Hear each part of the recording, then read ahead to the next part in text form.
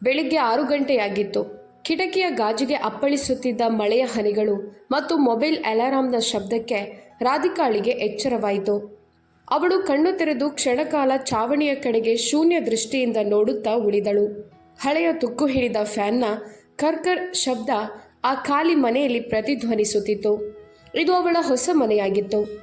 ನವಿ ಮುಂಬೈನ ಐರೋಲಿಯಾ ಸೆಕ್ಟರ್ 8ರಲ್ಲಿರುವ ಒಂದು ಪುಟ್ಟ 1 BHK ಬಾಡಿಗೆ ಫ್ಲ್ಯಾಟ್.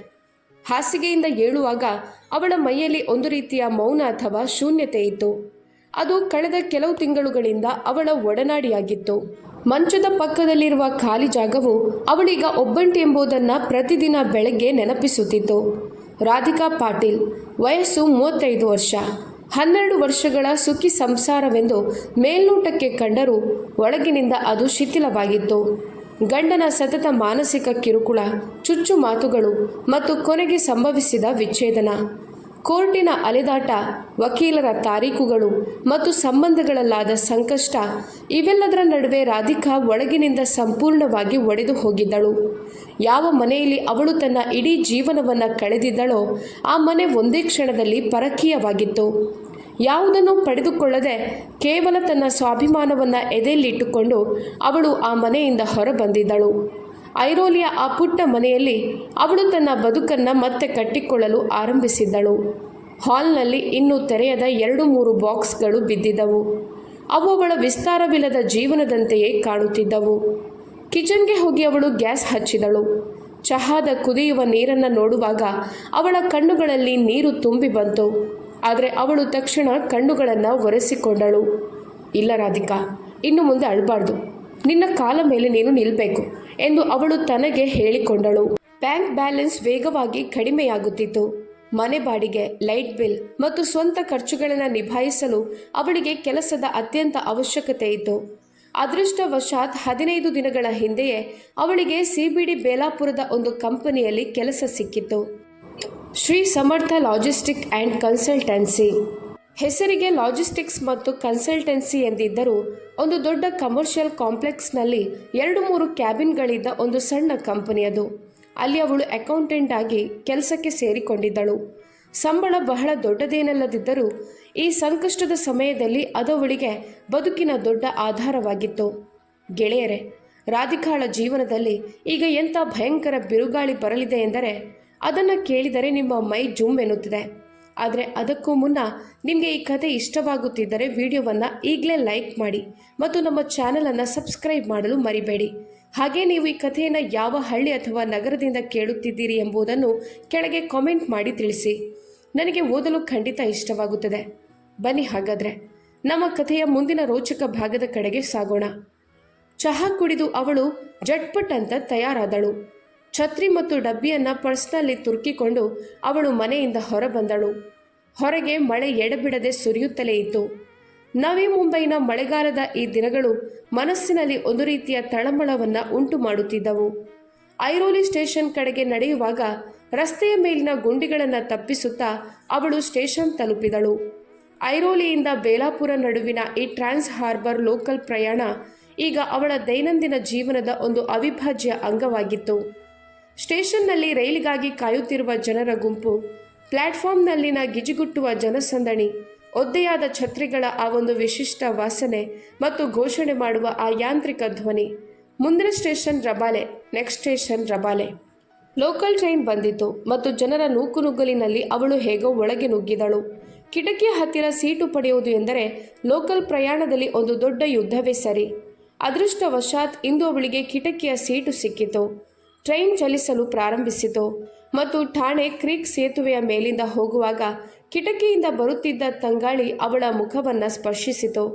ಮಂಜಿನಲ್ಲಿ ಕಳೆದು ಹೋದ ಸಣ್ಣ ಬೆಟ್ಟಗಳು ಮತ್ತು ಕ್ರೀಕ್ನ ಶಾಂತ ನೀರನ್ನು ನೋಡುವಾಗ ಅವಳಿಗೆ ತನ್ನ ಸ್ವಂತ ಜೀವನದ ನೆನಪಾಗುತ್ತಿತ್ತು.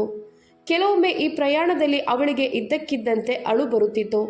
ಆದರೆ ಸುತ್ತಲಿರುವ ಅಪರಿಚಿತರ ಗುಂಪಿನಲ್ಲಿ ಅವಳು ತನ್ನ ಕಣ್ಣೀರನ್ನು ಸದ್ದಿಲ್ಲದೆ ಅಡಗಿಸಿಕೊಳ್ಳುತ್ತಿದ್ದಳು. ಖೊಬರ್ ಖೈರನೆ, ವಾಶಿ, ಜೂಯಿನಗರ್ ದಾಟುತ್ತಾ 45 ನಿಮಿಷಗಳ ಪ್ರಯಾಣದ ನಂತರ ಲೋಕಲ್ ಟ್ರೈನ್ ಬೇಲಾಪುರ ಸ್ಟೇಷನ್ ತಲುಪಿತು. ಬೇಲಾಪುರ ಸ್ಟೇಷನ್ ಎಂದರೆ ನವಿ ಮುಂಬೈನ ಒಂದು ದೊಡ್ಡ ಜಂಕ್ಷನ್. ಸ್ಟೇಷನ್ನಿಂದ ಹೊರಬರುತ್ತಿದ್ದಂತೆಯೇ ರಿಕ್ಷಾವಾಲಗಳ ಕೂಗಾಟ, ವಡಾಪಾವ್ ಗಾಡಿಗಳಿಂದ ಬರುತ್ತಿದ್ದ ಘಮಘಮಿಸುವ ವಾಸನೆ ಮತ್ತು ಆಫೀಸ್ಗೆ ತಲುಪಲು ಓಡುತ್ತಿರುವ ನೌಕರರು, ಈ ಎಲ್ಲ ಗದ್ದಲದ ನಡುವೆ ರಾಧಿಕಾ ಸ್ಟೇಷನ್ನ ಮುಖ್ಯ ಸೇತುವೆಯ ಮೆಟ್ಟಿಲುಗಳನ್ನು ಇಳಿಯುತ್ತಿದ್ದಳು. ಅಲ್ಲಿ ಆ ಮೆಟ್ಟಿಲುಗಳ ಮೂಲೆಯಲ್ಲಿ ಅವಳಿಗೆ ಆ ಹೆಂಗಸು ಕಂಡಳು, ಸಖುಬಾಯಿ. ಸಖುಬಾಯಿ ಒಬ್ಬ ಅತ್ಯಂತ ಬಡ, ವಯೋವೃದ್ಧ ಮತ್ತು ಅಸಹಾಯಕ ಮಹಿಳೆ. ಮೈ ಮೇಲೆ ಒಂದು ಬಣ್ಣಗೆಟ್ಟ, ಅಲ್ಲಲ್ಲಿ ತೇಪೆ ಹಾಕಿದರೂ ಸ್ವಚ್ಛವಾದ ಸುತಿ ಸೀರೆ, ಮುಖದ ಮೇಲೆ ಸುಕ್ಕುಗಳ ಜಾಲ. ಅದರಲ್ಲಿ ಜೀವನವು ಅವಳಿಗೆ ನೀಡಿದ ಅನೇಕ ಗಾಯಗಳು ಅಡಗಿದ್ದವು. ಅವಳ ಮುಂದೆ ಒಂದು ಹಳೆಯ ಅಲ್ಯೂಮಿನಿಯಂ ಡಬ್ಬಿಯನ್ನು ಇಡಲಾಗಿತ್ತು. ಸಖುಬಾಯಿ ಇತರ ಭಿಕ್ಷುಕರಂತೆ ಜನರ ಹಿಂದೆ ಬಿದ್ದು ಸೆರಗು ಹರಡಿ ಅಥವಾ ಅತ್ತು ಭಿಕ್ಷೆ ಬೇಡುತ್ತಿರಲಿಲ್ಲ. ಅವರಲ್ಲಿ ಒಂದು ಮೂಲೆಯಲ್ಲಿ ಶಾಂತವಾಗಿ ತಲೆ ತಗ್ಗಿಸಿ ಕುಳಿತಿರುತ್ತಿದ್ದರು. ಅವರ ಕಣ್ಣುಗಳಲ್ಲಿ ಒಂದು ರೀತಿಯ ಶಾಂತತೆ ಮತ್ತು ಅಪಾರ ಅಸಹಾಯಕತೆ ಇತ್ತು. ರಾಧಿಕಾಳ ಕೆಲಸದ ಮೊದಲ ದಿನದಂದು ಅವಳು ಅವಸರದಲ್ಲಿ ಮೆಟ್ಟಿಲು ಇಳಿಯುವಾಗ ಅವಳ ದೃಷ್ಟಿ ಸಖುಬಾಯಿಯ ಮೇಲೆ ಬಿದ್ದಿತ್ತು. ಆ ಮಳೆಯಲ್ಲಿ ಸಖುಬಾಯಿ ಒಂದು ಹಳೆಯ ಪ್ಲಾಸ್ಟಿಕ್ ಹಾಳೆಯ ಆಸರೆ ಪಡೆದು ಚಳಿಯಿಂದ ನಡುಗುತ್ತಾ ಕುಳಿತಿದ್ದರು. ರಾಧಿಕಾಳಿಗೆ ತನ್ನ ದುಃಖಕ್ಕಿಂತ ಆ ವೃದ್ಧೆಯ ದುಃಖ ಕ್ಷಣಕಾಲ ಅತಿ ದೊಡ್ಡದು ಎನಿಸಿತು. ಅವಳು ಪರ್ಸ್ನಿಂದ 10 ರೂಪಾಯಿಯ ನೋಟು ತೆಗೆದು ಸಖುಬಾಯಿಯ ಡಬ್ಬಿಗೆ ಹಾಕಿದಳು. ಸಖುಬಾಯಿ ತಲೆ ಎತ್ತಿ ರಾಧಿಕಾಳನ್ನು ನೋಡಿದರು. ಆ ಸುಕ್ಕುಗಟ್ಟಿದ ಮುಖದಲ್ಲಿ ಒಂದು ಕೃತಜ್ಞತಾಪೂರ್ವಕ ನಗು ಮೂಡಿತು ಮತ್ತು ಅವರ ನಡುಗುವ ತುಟಿಗಳು, ಸುಖವಾಗಿರು ಮಗಳೇ, ದೇವರು ನಿನಗೆ ಆಯುಷ್ಯ ನೀಡಲಿ ಅಂತ ಪಿಸುಗುಟ್ಟಿದವು. ಆ ಆಶೀರ್ವಾದ ರಾಧಿಕಾಳ ಹೃದಯಕ್ಕೆ ತಟ್ಟಿತು. ಅವಳ ಸ್ವಂತ ತಂದೆ ತಾಯಿಯ ವಿಚ್ಛೇದನದ ನಂತರ ಅವಳನ್ನು ಹತ್ತಿರ ಸೇರಿಸಿರಲಿಲ್ಲ. ಜಗತ್ತಿನಲ್ಲಿ ಅವಳು ಸಂಪೂರ್ಣವಾಗಿ ಒಬ್ಬಂಟಿಯಾದಾಗ ಒಬ್ಬ ಅಪರಿಚಿತ ಭಿಕ್ಷುಕಿ ಅಜ್ಜಿ ನೀಡಿದ ಆ ಆಶೀರ್ವಾದ ಅವಳಿಗೆ ಸಂಜೀವಿನಿಯಂತೆ ಕಂಡಿತು. ಅಂದಿನಿಂದ ಅದೊಂದು ನಿಯಮವೇ ಆಯಿತು. ರಾಧಿಕಾ ಪ್ರತಿದಿನ ಬೆಳಗ್ಗೆ ಬೇಲಾಪುರ ಸ್ಟೇಷನ್ ಮೆಟ್ಟಿಲು ಇಳಿಯುವಾಗ ಸಖುಬಾಯಿಯ ಬಳಿ ನಿಲ್ಲುತ್ತಿದ್ದಳು. ಪರ್ಸ್ನಿಂದ 10 ಅಥವಾ 20 ರೂಪಾಯಿ ತೆಗೆದು ಅವರ ಡಬ್ಬಿಗೆ ಹಾಕುತ್ತಿದ್ದಳು. ಕೆಲವೊಮ್ಮೆ ಅವಳು ಮನೆಯಿಂದ ಬರುವಾಗ ಅವರಿಗಾಗಿ ಬಿಸ್ಕೆಟ್ ಪ್ಯಾಕೆಟ್ ಅಥವಾ ಯಾವುದಾದ್ರೂ ಹಣ್ಣನ್ನು ತರುತ್ತಿದ್ದಳು. ಅವರಲ್ಲಿ ಅಷ್ಟಾಗಿ ಮಾತೇನೂ ನಡೆಯುತ್ತಿರಲಿಲ್ಲ. ಆದರೆ ಶಬ್ದಗಳಿಲ್ಲದೆಯೇ ಒಂದು ಮೌನ ಮತ್ತು ಗಾಢವಾದ ಸಂಬಂಧ ಅವರ ನಡುವೆ ಬೆಳೆದಿತ್ತು. ಈ ಮಾಯಾವಿ ಮತ್ತು ಸ್ವಾರ್ಥಿ ಜಗತ್ತಿನಲ್ಲಿ ಇಬ್ಬರೂ ತಮ್ಮ ತಮ್ಮ ಜಾಗದಲ್ಲಿ ಏಕಾಂಗಿಯಾಗಿದ್ದರು. ರಾಧಿಕಾಳಿಗೆ ಸಖುಬಾಯಿಯವರಲ್ಲಿ ಒಂದು ಆಧಾರ ಸಿಕ್ಕಂತಾಗುತ್ತಿತ್ತು. ಇತ್ತ ಸಖುಬಾಯಿಯವರ ಮುದಕ ಕಣ್ಣುಗಳು ಪ್ರತಿದಿನ ಬೆಳಗ್ಗೆ ಈ ಹುಡುಗಿಯ ಹಾದಿಯನ್ನು ಕಾಯುತ್ತಿದ್ದವು. ಇಂದು ಕೂಡ ರಾಧಿಕಾ ಸಖುಬಾಯಿಯವರ ಬಳಿ ನಿಂತಳು. ಮಳೆ ಸ್ವಲ್ಪ ಕಡಿಮೆಯಾಗಿತ್ತು. ಅವಳು ಸಖುಬಾಯಿಯವರ ಡಬ್ಬಿಗೆ 20 ರೂಪಾಯಿ ಹಾಕಿದಳು. ಹೇಗಿದೆಯಾ ಅಜ್ಜಿ? ರಾಧಿಕಾ ನಗುನಗುತ್ತಾ ಕೇಳಿದಳು. ಸಖುಬಾಯಿ ನಡುಗುವ ಕೈಗಳಿಂದ ತಮ್ಮ ಸೆರಗನ್ನ ತಲೆಯ ಮೇಲೆ ಸರಿಪಡಿಸಿಕೊಳ್ಳುತ್ತಾ ಹೇಳಿದರು, ನಾನು ಚೆನ್ನಾಗಿದ್ದೇನೆ ತಾಯಿ, ನೀನು ಹೇಗಿದ್ಯಾ? ಇಂದು ನಿನ್ನ ಮುಖದಲ್ಲಿ ಕಳೆ ಇದೆ. ನಿನ್ನ ಬಗ್ಗೆ ನೀನು ಕಾಳಜಿ ವಹಿಸು ಮಗಳೇ. ಈ ಪ್ರಪಂಚ ಬಹಳ ಕೆಟ್ಟದು. ರಾಧಿಕಾ ನಕ್ಕಳು. ಏನಿಲ್ಲ ಅಜ್ಜಿ, ಜನರ ಗುಂಪು ಸ್ವಲ್ಪ ಕಡಿಮೆ ಇತ್ತು ಅಷ್ಟೇ. ನಾನು ಹೊರಡುತ್ತೇನೆ, ಆಫೀಸ್ಗೆ ತಡವಾಗುತ್ತದೆ. ಹೋಗು ಮಗಳೇ, ಜಾಗ್ರತೆಯಿಂದ ಹೋಗು. ಸಖುಬಾಯಿ ದೂರ ಹೋಗುತ್ತಿದ್ದ ರಾಧಿಕಾಳನ್ನು ನೋಡುತ್ತಾ ಮತ್ತೊಮ್ಮೆ ಮನಸ್ಸಿನಲ್ಲಿಯೇ ದೇವರನ್ನ ಪ್ರಾರ್ಥಿಸಿದರು. ಈ ವಿಷಯ ನಡೆದು ಈಗ ಸರಿಯಾಗಿ 2 ತಿಂಗಳು ಕಳೆದಿದ್ದವು. ರಾಧಿಕಾಳ ಜೀವನದ ಅಸ್ತವ್ಯಸ್ತವಾಗಿದ್ದ ಹಳಿಗಳು ಈಗ ನಿಧಾನವಾಗಿ ಸುಧಾರಿಸುತ್ತಿದ್ದವು. ಬೆಳಗ್ಗೆ ಐರೋಲಿಯಿಂದ ಲೋಕಲ್ ಹಿಡಿಯುವುದು, ಬೇಲಾಪುರದಲ್ಲಿ ಇಳಿಯುವುದು, ಸ್ಟೇಷನ್ ಹೊರಗಿನ ಸಖು ಅಜ್ಜಿಗೆ ಡಬ್ಬಿಗೆ 20 ರೂಪಾಯಿ ನೋಟು ಹಾಕೋದು, ನಂತರ ಶ್ರೀ ಸಮರ್ಥ ಲಾಜಿಸ್ಟಿಕ್ಸ್ ಆಫೀಸ್ಗೆ ಹೋಗಿ ಸಂಜೆಯವರೆಗೆ ಅಂಕಿಅಂಶಗಳ ಜಾಲದಲ್ಲಿ ಮುಳುಗುವುದು ಅವಳ ದೈನಂದಿನ ಕಾಯಕವಾಗಿತ್ತು. ಇಂದಿನ ಬೆಳಗ್ಗೆಯೂ ಎಂದಿನಂತೆ ಇತ್ತು. ನವೆಂಬರ್ ತಿಂಗಳು ಆರಂಭವಾಗಿದ್ದರಿಂದ ಗಾಳಿಯಲ್ಲಿ ಒಂದು ಸಣ್ಣ ಚಳಿ ಇತ್ತು. ಲೋಕಲ್ ಟ್ರೈನ್ನ ಎಂದಿನ ನೂಕುನುಗ್ಗಲಿನ ನಡುವೆ ದಾರಿ ಮಾಡಿಕೊಂಡು ರಾಧಿಕಾ ಬೇಲಾಪುರ ಸ್ಟೇಷನ್ನಲ್ಲಿ ಇಳಿದಳು. ಸೇತುವೆಯ ಮೆಟ್ಟಿಲುಗಳನ್ನು ಇಳಿಯುವಾಗ ಅವಳ ಕಣ್ಣುಗಳು ಸಖುಬಾಯಿಯವರನ್ನ ಹುಡುಕುತ್ತಿದ್ದವು. ಸಖುಬಾಯಿ ತಮ್ಮ ಹಳೆಯ ಜಾಗದಲ್ಲಿ ಒಂದು ಕಂಬದ ಬಳಿ ಮೊಣಕಾಲಿನಲ್ಲಿ ತಲೆ ಹೂತು ಕುಳಿತಿದ್ದರು. ರಾಧಿಕಾ ಅವರ ಬಳಿ ಹೋದಳು. ಅವಳು ಪರ್ಸ್ನ ಜಿಪ್ ತೆರೆದು 20 ರೂಪಾಯಿಯ ಒಂದು ನೋಟು ತೆಗೆದಳು. ಸಖುಬಾಯಿಯವರ ಡಬ್ಬಿಗೆ ನೋಟು ಹಾಕಲು ರಾಧಿಕಾ ಕೆಳಗೆ ಬಾಗುತ್ತಿದ್ದಂತೆಯೇ ಅನಿರೀಕ್ಷಿತ ಘಟನೆಯೊಂದು ನಡೆಯಿತು. ಸಖುಬಾಯಿಯವರ ಸುಕ್ಕುಗಟ್ಟಿದ ಆದರೆ ಅತೀವ ಬಲವಾದ ಮತ್ತು ತಣ್ಣಗಿನ ಕೈ ಇದ್ದಕ್ಕಿದ್ದಂತೆ ಮುಂದೆ ಬಂದು ರಾಧಿಕಾಳ ಮಣಿಕಟ್ಟನ್ನು ಗಟ್ಟಿಯಾಗಿ ಹಿಡಿಯಿತು. ಅವರ ಆ ಹಿಡಿತ ಎಷ್ಟು ಬಿಗಿಯಾಗಿತ್ತೆಂದರೆ ರಾಧಿಕಾಳ ಕೈಗೆ ಲಘುವಾದ ನೋವಾಯಿತು. ರಾಧಿಕಾ ಗಾಬರಿಯಿಂದ ಹಿಂದೆ ಸರಿಯಲು ಹೋದಳು. ಅಷ್ಟರಲ್ಲಿ ಸಖುಬಾಯಿ ತಲೆ ಎತ್ತಿದ್ದರು. ರಾಧಿಕಾಳ ಎದೆ ಬಡಿತ ಒಂದು ಕ್ಷಣ ನಿಂತಂತಾಯಿತು. ಸಖುಬಾಯಿಯವರ ಆ ಗುಳಿಬಿದ್ದ ಕಣ್ಣುಗಳು ಇಂದು ಎಂದಿನಂತೆ ಶಾಂತವಾಗಿರಲಿಲ್ಲ. ಆ ಕಣ್ಣುಗಳಲ್ಲಿ ಒಂದು ಭಯಂಕರವಾದ ದಿಗಿಲಿತ್ತು. ಅಪಾರವಾದ ಭಯ ತುಂಬಿತ್ತು. ಸಾಕ್ಷಾತ್ ಮೃತ್ಯುವನ್ನೇ ನೋಡಿದಾರೋ ಎನ್ನುವಂತಿತ್ತು ಅವರ ನೋಟ. ಸಕುಬಾಯಿಯವರ ಇಡೀ ದೇಹ ನಡುಗುತ್ತಿತ್ತು. ಅವರು ಅಕ್ಕಪಕ್ಕದಲ್ಲಿ ಸಂಶಯಾಸ್ಪದ ನೋಟ ಬೀರಿ ರಾಧಿಕಾಳನ್ನ ಇನ್ನೂ ಕೆಳಕ್ಕಿಳಿಯುತ್ತಾ ತೀರಾ ಮೆಲುಧ್ವನಿಯಲ್ಲಿ ಹೇಳಿದರು, ಮಗಳೇ, ನನ್ನ ಮಾತು ಕೇಳು. ಇಂದು ರಾತ್ರಿ ಏನೇ ಆದರೂ ನಿನ್ನ ಮನೆಗೆ ಹೋಗಬೇಡ. ರಾಧಿಕಾಳ ಮೈ ಜುಮ್ ಎಂದಿತ್ತು. ಅಜ್ಜಿ, ಏನಾಯಿತು? ನೀವ್ಯಾಕೆ ಹೀಗೆ ಮಾತನಾಡುತ್ತಿದ್ದೀರಿ ಎಂದು ರಾಧಿಕಾ ತನ್ನ ಕೈಯನ್ನು ಬಿಡಿಸಿಕೊಳ್ಳಲು ಪ್ರಯತ್ನಿಸುತ್ತಾ ಭಯದಿಂದಲೇ ಕೇಳಿದಳು. ಆದರೆ ಸಕುಬಾಯಿಯವರ ಹಿಡಿತ ಸ್ವಲ್ಪವೂ ಸಡಿಲವಾಗಲಿಲ್ಲ. ಅವರ ಕಣ್ಣುಗಳಿಂದ ಈಗ ನೀರು ಹರಿಯತೊಡಗಿತ್ತು. ಧ್ವನಿ ನಡುಗುತ್ತಿತ್ತು. ಮಗಳೇ, ನಾನು ಹೇಳಿದಷ್ಟು ಮಾಡು. ಇಂದಿನ ರಾತ್ರಿ ಕರಾಳ ರಾತ್ರಿಯಾಗಿದೆ ನೋಡು. ಬೇರೆ ಎಲ್ಲಾದರೂ ಉಳಿದುಕೋ, ಯಾರ ಮನೆಯಲ್ಲಾದರೂ ಆಸರೆ ಪಡಿ. ಆದರೆ ಇಂದು ರಾತ್ರಿ ಐರೋಲಿಯ ನಿನ್ನ ಆ ಮನೆಗೆ ಕಾಲಿಡಬೇಡ. ಪ್ರಾಣಕ್ಕೆ ಅಪಾಯವಿದೆ ನಿನಗೆ, ಅರ್ಥ ಆಯ್ತಾ? ಮನೆಗೆ ಹೋಗಬೇಡ. ಹೀಗೆ ಹೇಳುವಾಗ ಸಕುಬಾಯಿಯವರ ದೃಷ್ಟಿ ಸ್ಟೇಷನ್ನ ಹೊರಗೆ ನಿಂತಿದ್ದ ಒಂದು ಕಪ್ಪು ಬಣ್ಣದ ಸ್ಕಾರ್ಪಿಯೋ ಗಾಡಿಯ ಕಡೆಗೆ ಹೋಯಿತು ಮತ್ತು ಅವರು ತಕ್ಷಣ ಹಿಂದೆ ಸರಿದರು. ಅವರು ರಾಧಿಕಾಳ ಕೈ ಬಿಟ್ಟು ಮತ್ತೆ ತಮ್ಮ ತಲೆಯನ್ನು ಮೊಣಕಾಲಿನೊಳಗೆ ಬಚ್ಚಿಟ್ಟುಕೊಂಡರು. ಹೋಗು ಈಗ ಇಲ್ಲಿಂದ ಬೇಗ ಹೋಗು ಎಂದು ತಮಗೆ ತಾವೇ ಪಿಸುಗುಟ್ಟಿಕೊಂಡರು. ರಾಧಿಕಾ ಸಂಪೂರ್ಣವಾಗಿ ಮರಗಟ್ಟಿ ಹೋಗಿದ್ದಳು. ಅವಳ ಪಾದಗಳ ಕೆಳಗಿನ ಭೂಮಿ ಸರಿಯುತ್ತಿರುವಂತೆ ಭಾಸವಾಯಿತು. ಈ ಅಜ್ಜಿಗೆ ನನ್ನ ಮನೆ ಐರೋಲಿಯಲ್ಲಿ ಅಂತ ಹೇಗೆ ತಿಳಿಯಿತು? ಮತ್ತು ಇಂದು ರಾತ್ರಿ ನನ್ನ ಪ್ರಾಣಕ್ಕೆ ಯಾವ ಅಪಾಯವಿರಬಹುದು? ಈ ಪ್ರಶ್ನೆಗಳು ಅವಳ ತಲೆಯಲ್ಲಿ ಸುತ್ತಿಗೆಯಿಂದ ಹೊಡೆದಂತೆ ಸದ್ದು ಮಾಡುತ್ತಿದ್ದವು. ಅವಳು ಹಾಗೆ 2 ಹೆಜ್ಜೆ ಹಿಂದೆ ಸರಿದಳು ಮತ್ತು ಆತಂಕದ ಮನಸ್ಸಿನಿಂದ ಬಡಿಯುತ್ತಿರುವ ಎದೆಯೊಂದಿಗೆ ಆಫೀಸ್ನತ್ತ ನಡೆಯಲಾರಂಭಿಸಿದಳು. ರಸ್ತೆಯಲ್ಲಿ ನಡೆಯುವಾಗ ಯಾರೋ ತನ್ನನ್ನು ಹಿಂಬಾಲಿಸುತ್ತಿದ್ದಾರೆ ಎಂದು ಅವಳಿಗೆ ಅನಿಸುತ್ತಿತ್ತು. ಪ್ರತಿಯೊಂದು ಹೆಜ್ಜೆ ಇಡುವಾಗಲೂ ಸಕುಬಾಯಿಯವರ ಆ ನಡುಗುವ ಮಾತುಗಳು ಅವಳ ಕಿವಿಯಲ್ಲಿ ಪ್ರತಿಧ್ವನಿಸುತ್ತಿದ್ದವು. ಮನೆಗೆ ಹೋಗಬೇಡ, ಪ್ರಾಣಕ್ಕೆ ಅಪಾಯವಿದೆ. ಹೇಗೋ ಮಾಡಿ ಅವಳು ಆಫೀಸ್ ತಲುಪಿದಳು. ಶ್ರೀ ಸಮರ್ಥ ಲಾಜಿಸ್ಟಿಕ್ಸ್ ಆ್ಯಂಡ್ ಕನ್ಸಲ್ಟೆನ್ಸಿಯ ಆ ಗಾಜಿನ ಬಾಗಿಲಿನಿಂದ ಒಳಗೆ ಪ್ರವೇಶಿಸುವಾಗ ಇಂದು ಅವಳಿಗೆ ಮೊದಲ ಬಾರಿಗೆ ಒಂದು ರೀತಿಯ ಭಯವಾಯಿತು. ಅವಳು ತನ್ನ ಸೀಟಿನಲ್ಲಿ ಹೋಗಿ ಕುಳಿತಳು. ಕಂಪ್ಯೂಟರ್ ಆನ್ ಮಾಡಿದಳು. ಆದರೆ ಯಾವುದರಲ್ಲೂ ಅವಳ ಗಮನವಿರಲಿಲ್ಲ. ಸ್ವಲ್ಪ ಸಮಯದ ನಂತರ ಆಫೀಸ್ ಬಾಗಿಲು ತೆರೆಯಿತು ಮತ್ತು ಅವಳ ಬಾಸ್ ಅವಿನಾಶ್ ಮಾತ್ರೆ ಒಳಗೆ ಬಂದನು. ಅವಿನಾಶ್ ಮಾತ್ರೆ ನೋಡಲು ಅತ್ಯಂತ ಪಳಪಳಿಸುವ ವ್ಯಕ್ತಿ. ಮೈ ಮೇಲೆ ಯಾವಾಗಲೂ ದುಬಾರಿ ಬ್ರ್ಯಾಂಡೆಡ್ ಬಟ್ಟೆಗಳು, ಕಣ್ಣುಗಳ ಮೇಲೆ ಚಿನ್ನದ ಫ್ರೇಮ್ ಇರುವ ಕನ್ನಡಕ ಮತ್ತು ತುಟಿಗಳ ಮೇಲೆ ಒಂದು ಸುಳ್ಳು ಕುತಂತ್ರದ ನಗು ಹೊಂದಿದ್ದ ಮನುಷ್ಯ. ಹೊರನೋಟಕ್ಕೆ ಎಷ್ಟು ಕಾರ್ಪೊರೇಟ್ ವ್ಯಕ್ತಿಯಂತೆ ಕಾಣುತ್ತಿದ್ದನೋ ಅಷ್ಟೇ ಅವನು ಒಳಗಿನಿಂದ ಕುಟಿಲನಾಗಿದ್ದ ಎಂಬುದು ರಾಧಿಕಾಳಿಗೆ ಈ 2 ತಿಂಗಳಲ್ಲಿ ಸ್ವಲ್ಪ ಮಟ್ಟಿಗೆ ತಿಳಿದಿತ್ತು. ಅವಿನಾಶ್ ತನ್ನ ಕ್ಯಾಬಿನ್ಗೆ ಹೋಗುವಾಗ ರಾಧಿಕಾಳ ಡೆಸ್ಕ್ ಮೇಲೆ 4-5 ದಪ್ಪನಾದ ಫೈಲ್ಗಳನ್ನು ತಂದು ಅಪ್ಪಳಿಸಿದನು. ರಾಧಿಕಾ, ಇದನ್ನು ನೋಡು. ಇದು ಸ್ವಸ್ತಿಕ್ ಎಂಟರ್ಪ್ರೈಸಸ್ ಲೆಡ್ಜರ್. ಅವರ ಕಳೆದ 6 ತಿಂಗಳ ಬಿಲ್ಗಳು ಬಾಕಿ ಇವೆ. ಸುಮಾರು 80 ಲಕ್ಷ ರೂಪಾಯಿಗಳ ಪೇಮೆಂಟ್ ಇದೆ. ಇಂದೇ ಮಧ್ಯಾಹ್ನದೊಳಗೆ ಅದನ್ನು ಕ್ಲಿಯರ್ ಮಾಡಿ ನನಗೆ ರಿಪೋರ್ಟ್ ನೀಡು. ಇಂದು ನಾನು ಚೆಕ್ ಸೈನ್ ಮಾಡಬೇಕಿದೆ ಎಂದು ಹೇಳಿದನು. ಅವಿನಾಶ್ ಅವಸರವಾಗಿ ಹೇಳಿ ತನ್ನ ಕ್ಯಾಬಿನ್ಗೆ ಹೊರಟು ಹೋದನು. ರಾಧಿಕಾ ಒಂದು ದೀರ್ಘ ಉಸಿರು ಬಿಟ್ಟು ಸಕುಬಾಯಿಯ ಆಲೋಚನೆಗಳನ್ನು ಕೊಡವಿಕೊಂಡು ಕೆಲಸಕ್ಕೆ ಅಣಿಯಾದಳು. ಅವಳು ಸ್ವಸ್ತಿಕ್ ಎಂಟರ್ಪ್ರೈಸಸ್ ಫೈಲ್ ತೆರೆದಳು. ಅವಳು ಮೂಲತಃ ಅತಿ ಬುದ್ಧಿವಂತ ಮತ್ತು ಚುರುಕಾದ ಅಕೌಂಟೆಂಟ್ ಆಗಿದ್ದಳು. ಅಂಕಿಅಂಶಗಳಲ್ಲಿನ ವ್ಯತ್ಯಾಸ ಅವಳಿಗೆ ಒಂದು ನೋಟಕ್ಕೆ ತಿಳಿಯುತ್ತಿತ್ತು. ಅವಳು ಮೊದಲ ಫೈಲ್ ನೋಡಿದಳು. ಅದು 15 ಲಕ್ಷದ ಕನ್ಸಲ್ಟಿಂಗ್ ಬಿಲ್ ಆಗಿತ್ತು. 2ನೇ ಫೈಲ್ 18 ಲಕ್ಷದ ಲಾಜಿಸ್ಟಿಕ್ಸ್ ಟ್ರಾನ್ಸ್ಪೋರ್ಟ್ ಬಿಲ್. ಅದರವಳು ಆ ಬಿಲ್ಗಳನ್ನು ಸೂಕ್ಷ್ಮವಾಗಿ ಗಮನಿಸಿದಂತೆ ಅವಳ ಹಣೆಯ ಮೇಲೆ ಸುಕ್ಕುಗಳು ಮೂಡಿದವು. ಬಿಲ್ಗಳ ಮೇಲೆ ಕಂಪನಿಯ ಸ್ಟ್ಯಾಂಪ್ ಇತ್ತು.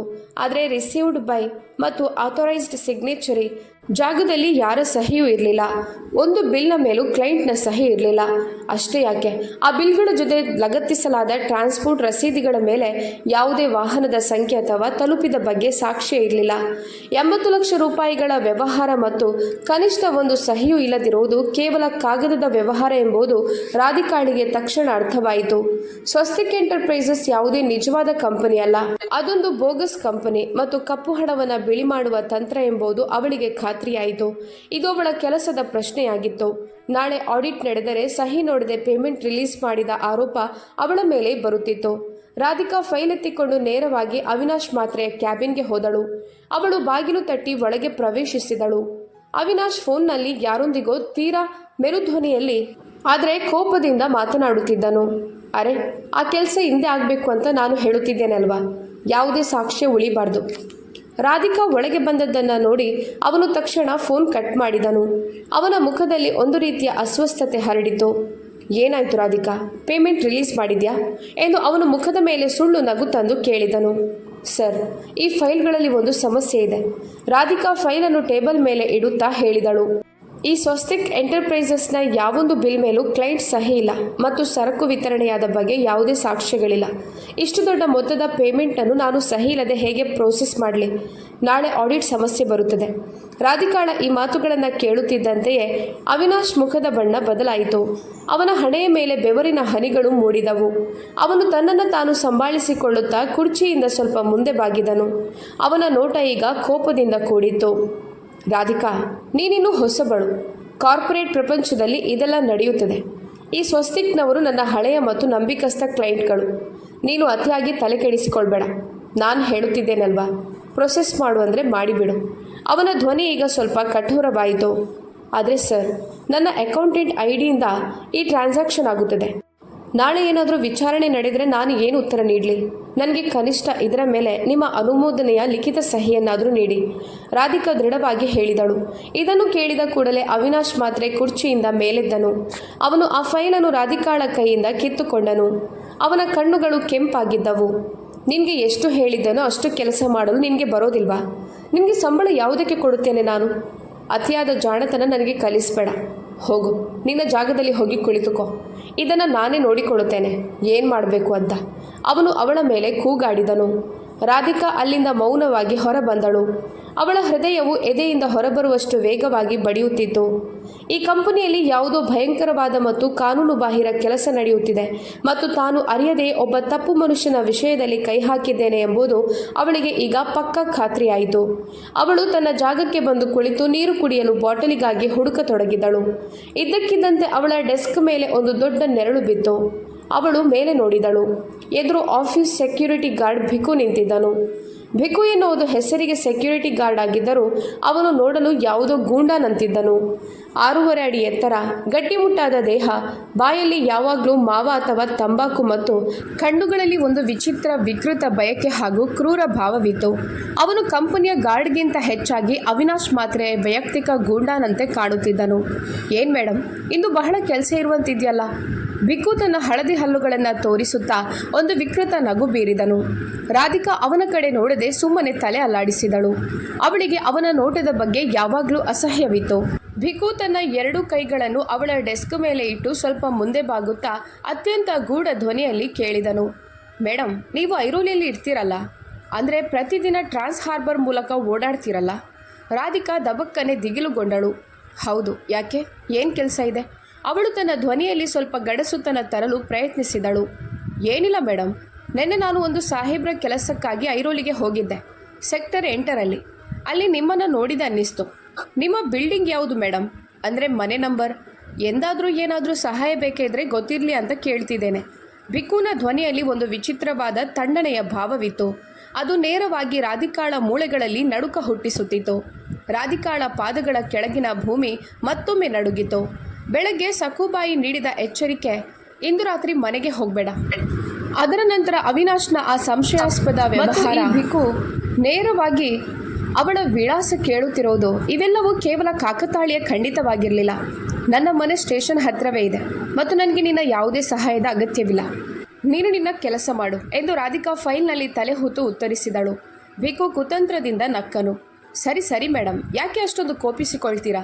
ನಾನು ನನ್ನ ಕೆಲಸವನ್ನೇ ಮಾಡ್ತಿದ್ದೇನೆ, ಸಾಹೇಬ್ರು ಹೇಳಿದ ಕೆಲಸವನ್ನೇ ಎಂದು ಹೇಳುತ್ತಾ ಅವನು ಬಾಯಲ್ಲಿದ್ದ ತಂಬಾಕು ಅಗಿಯುತ್ತಾ ಶಿಳ್ಳೆ ಹೊಡೆಯುತ್ತಾ ಅಲ್ಲಿಂದ ಹೊರಟು ಹೋದನು. ರಾಧಿಕಾ ಈಗ ಮಾತ್ರ ಪೂರ್ತಿಯಾಗಿ ಕುಸಿದು ಹೋಗಿದ್ದಳು. ಅವಳ ಮೆದುಳಿನಲ್ಲಿ ಅಪಾಯದ ಗಂಟೆ ಭಾರಿ ವೇಗವಾಗಿ ಬಾರಿಸ್ತಿತ್ತು. ಅವಿನಾಶ್ ಮಾತ್ರೆಯ ಫೋನ್ ಸಂಭಾಷಣೆ, ಬೋಗಸ್ ಫೈಲ್ ಬಗ್ಗೆ ಅವಳು ಎತ್ತಿದ ಆಕ್ಷೇಪ ಮತ್ತು ಭಿಕು ತನ್ನ ಮನೆಯ ಬಗ್ಗೆ ನಡೆಸಿದ ವಿಚಾರಣೆ, ರಾಧಿಕಾಳಿಗೆ ಒಂದು ವಿಷಯ ಸ್ಪಷ್ಟವಾಗಿ ಕಾಣುತ್ತಿತ್ತು. ಈ ಹಗರಣದ ಸುಳಿವು ರಾಧಿಕಾಳಿಗೆ ಸಿಕ್ಕಿದೆ ಎಂಬುದು ಅವಿನಾಶ್ಗೆ ಅರ್ಥವಾಗಿತ್ತು ಮತ್ತು ಇಂತಹ ಮನುಷ್ಯರು ತಮ್ಮ ದಾರಿಯನ್ನು ಹೇಗೆ ಸುಗಮಗೊಳಿಸಿಕೊಳ್ಳಬೇಕು ಎಂಬುದು ಅವರಿಗೆ ಚೆನ್ನಾಗಿ ತಿಳಿದಿರುತ್ತದೆ. ಎಸಿ ಚಾಲನೆಯಲ್ಲಿದ್ದ ಆ ಕ್ಯಾಬಿನ್ನಲ್ಲೂ ಅವಳು ಬೆವರಿನಿಂದ ಪೂರ್ತಿ ನೆನೆದಿದ್ದಳು. ಕೈಕಾಲುಗಳಲ್ಲಿ ಶಕ್ತಿ ಉಡುಗಿದಂತಾಗಿತ್ತು. ಸಂಜೆ 5 ಗಂಟೆಯಾಗುತ್ತಾ ಬಂದಿತ್ತು. ಹೊರಗೆ ಕತ್ತಲು ಆವರಿಸಲು ಪ್ರಾರಂಭವಾಗಿತ್ತು. ಸಕುಬಾಯಿಯವರ ಮಾತುಗಳು ಈಗ ಯಾವುದೋ ಭವಿಷ್ಯವಾಣಿಯಂತೆ ಅವಳ ಕಣ್ಣೆದುರು ಸುಳಿಯುತ್ತಿದ್ದವು. ಸಂಜೆ 6 ಗಂಟೆಯಾಯಿತು ಮತ್ತು ಆಫೀಸ್ ಸಮಯ ಮುಗಿಯಿತು. ರಾಧಿಕಾ ಅವಸರವಾಗಿ ತನ್ನ ಲ್ಯಾಪ್ಟಾಪ್ ಅನ್ನು ಬ್ಯಾಗ್ನೊಳಗೆ ತುರುಕಿದಳು. ಅವಳ ಕೈಗಳು ಅಕ್ಷರಶಃ ನಡುಗುತ್ತಿದ್ದವು. ಅವಿನಾಶ್ ಮಾತ್ರ ತನ್ನ ಕ್ಯಾಬಿನ್ನಲ್ಲಿ ಇರಲಿಲ್ಲ ಮತ್ತು ಭಿಕು ಕೂಡ ಎಲ್ಲೋ ಹೊರಗೆ ಹೋಗಿದ್ದನು. ಇದೇ ಸಂದರ್ಭವನ್ನು ಬಳಸಿಕೊಂಡು ಅವಳು ಹಿಂದಿನ ತಿರುವಿನಿಂದ ವೇಗವಾಗಿ ಆಫೀಸ್ನಿಂದ ಹೊರಬಂದಳು. ಹೊರಬರುತ್ತಿದ್ದಂತೆ ಅವಳು ದೀರ್ಘವಾಗಿ ಉಸಿರು ಬಿಟ್ಟಳು. ಆದರೆ ಎದೆಯ ಬಡಿತ ಮಾತ್ರ ಕಡಿಮೆಯಾಗುತ್ತಿರಲಿಲ್ಲ.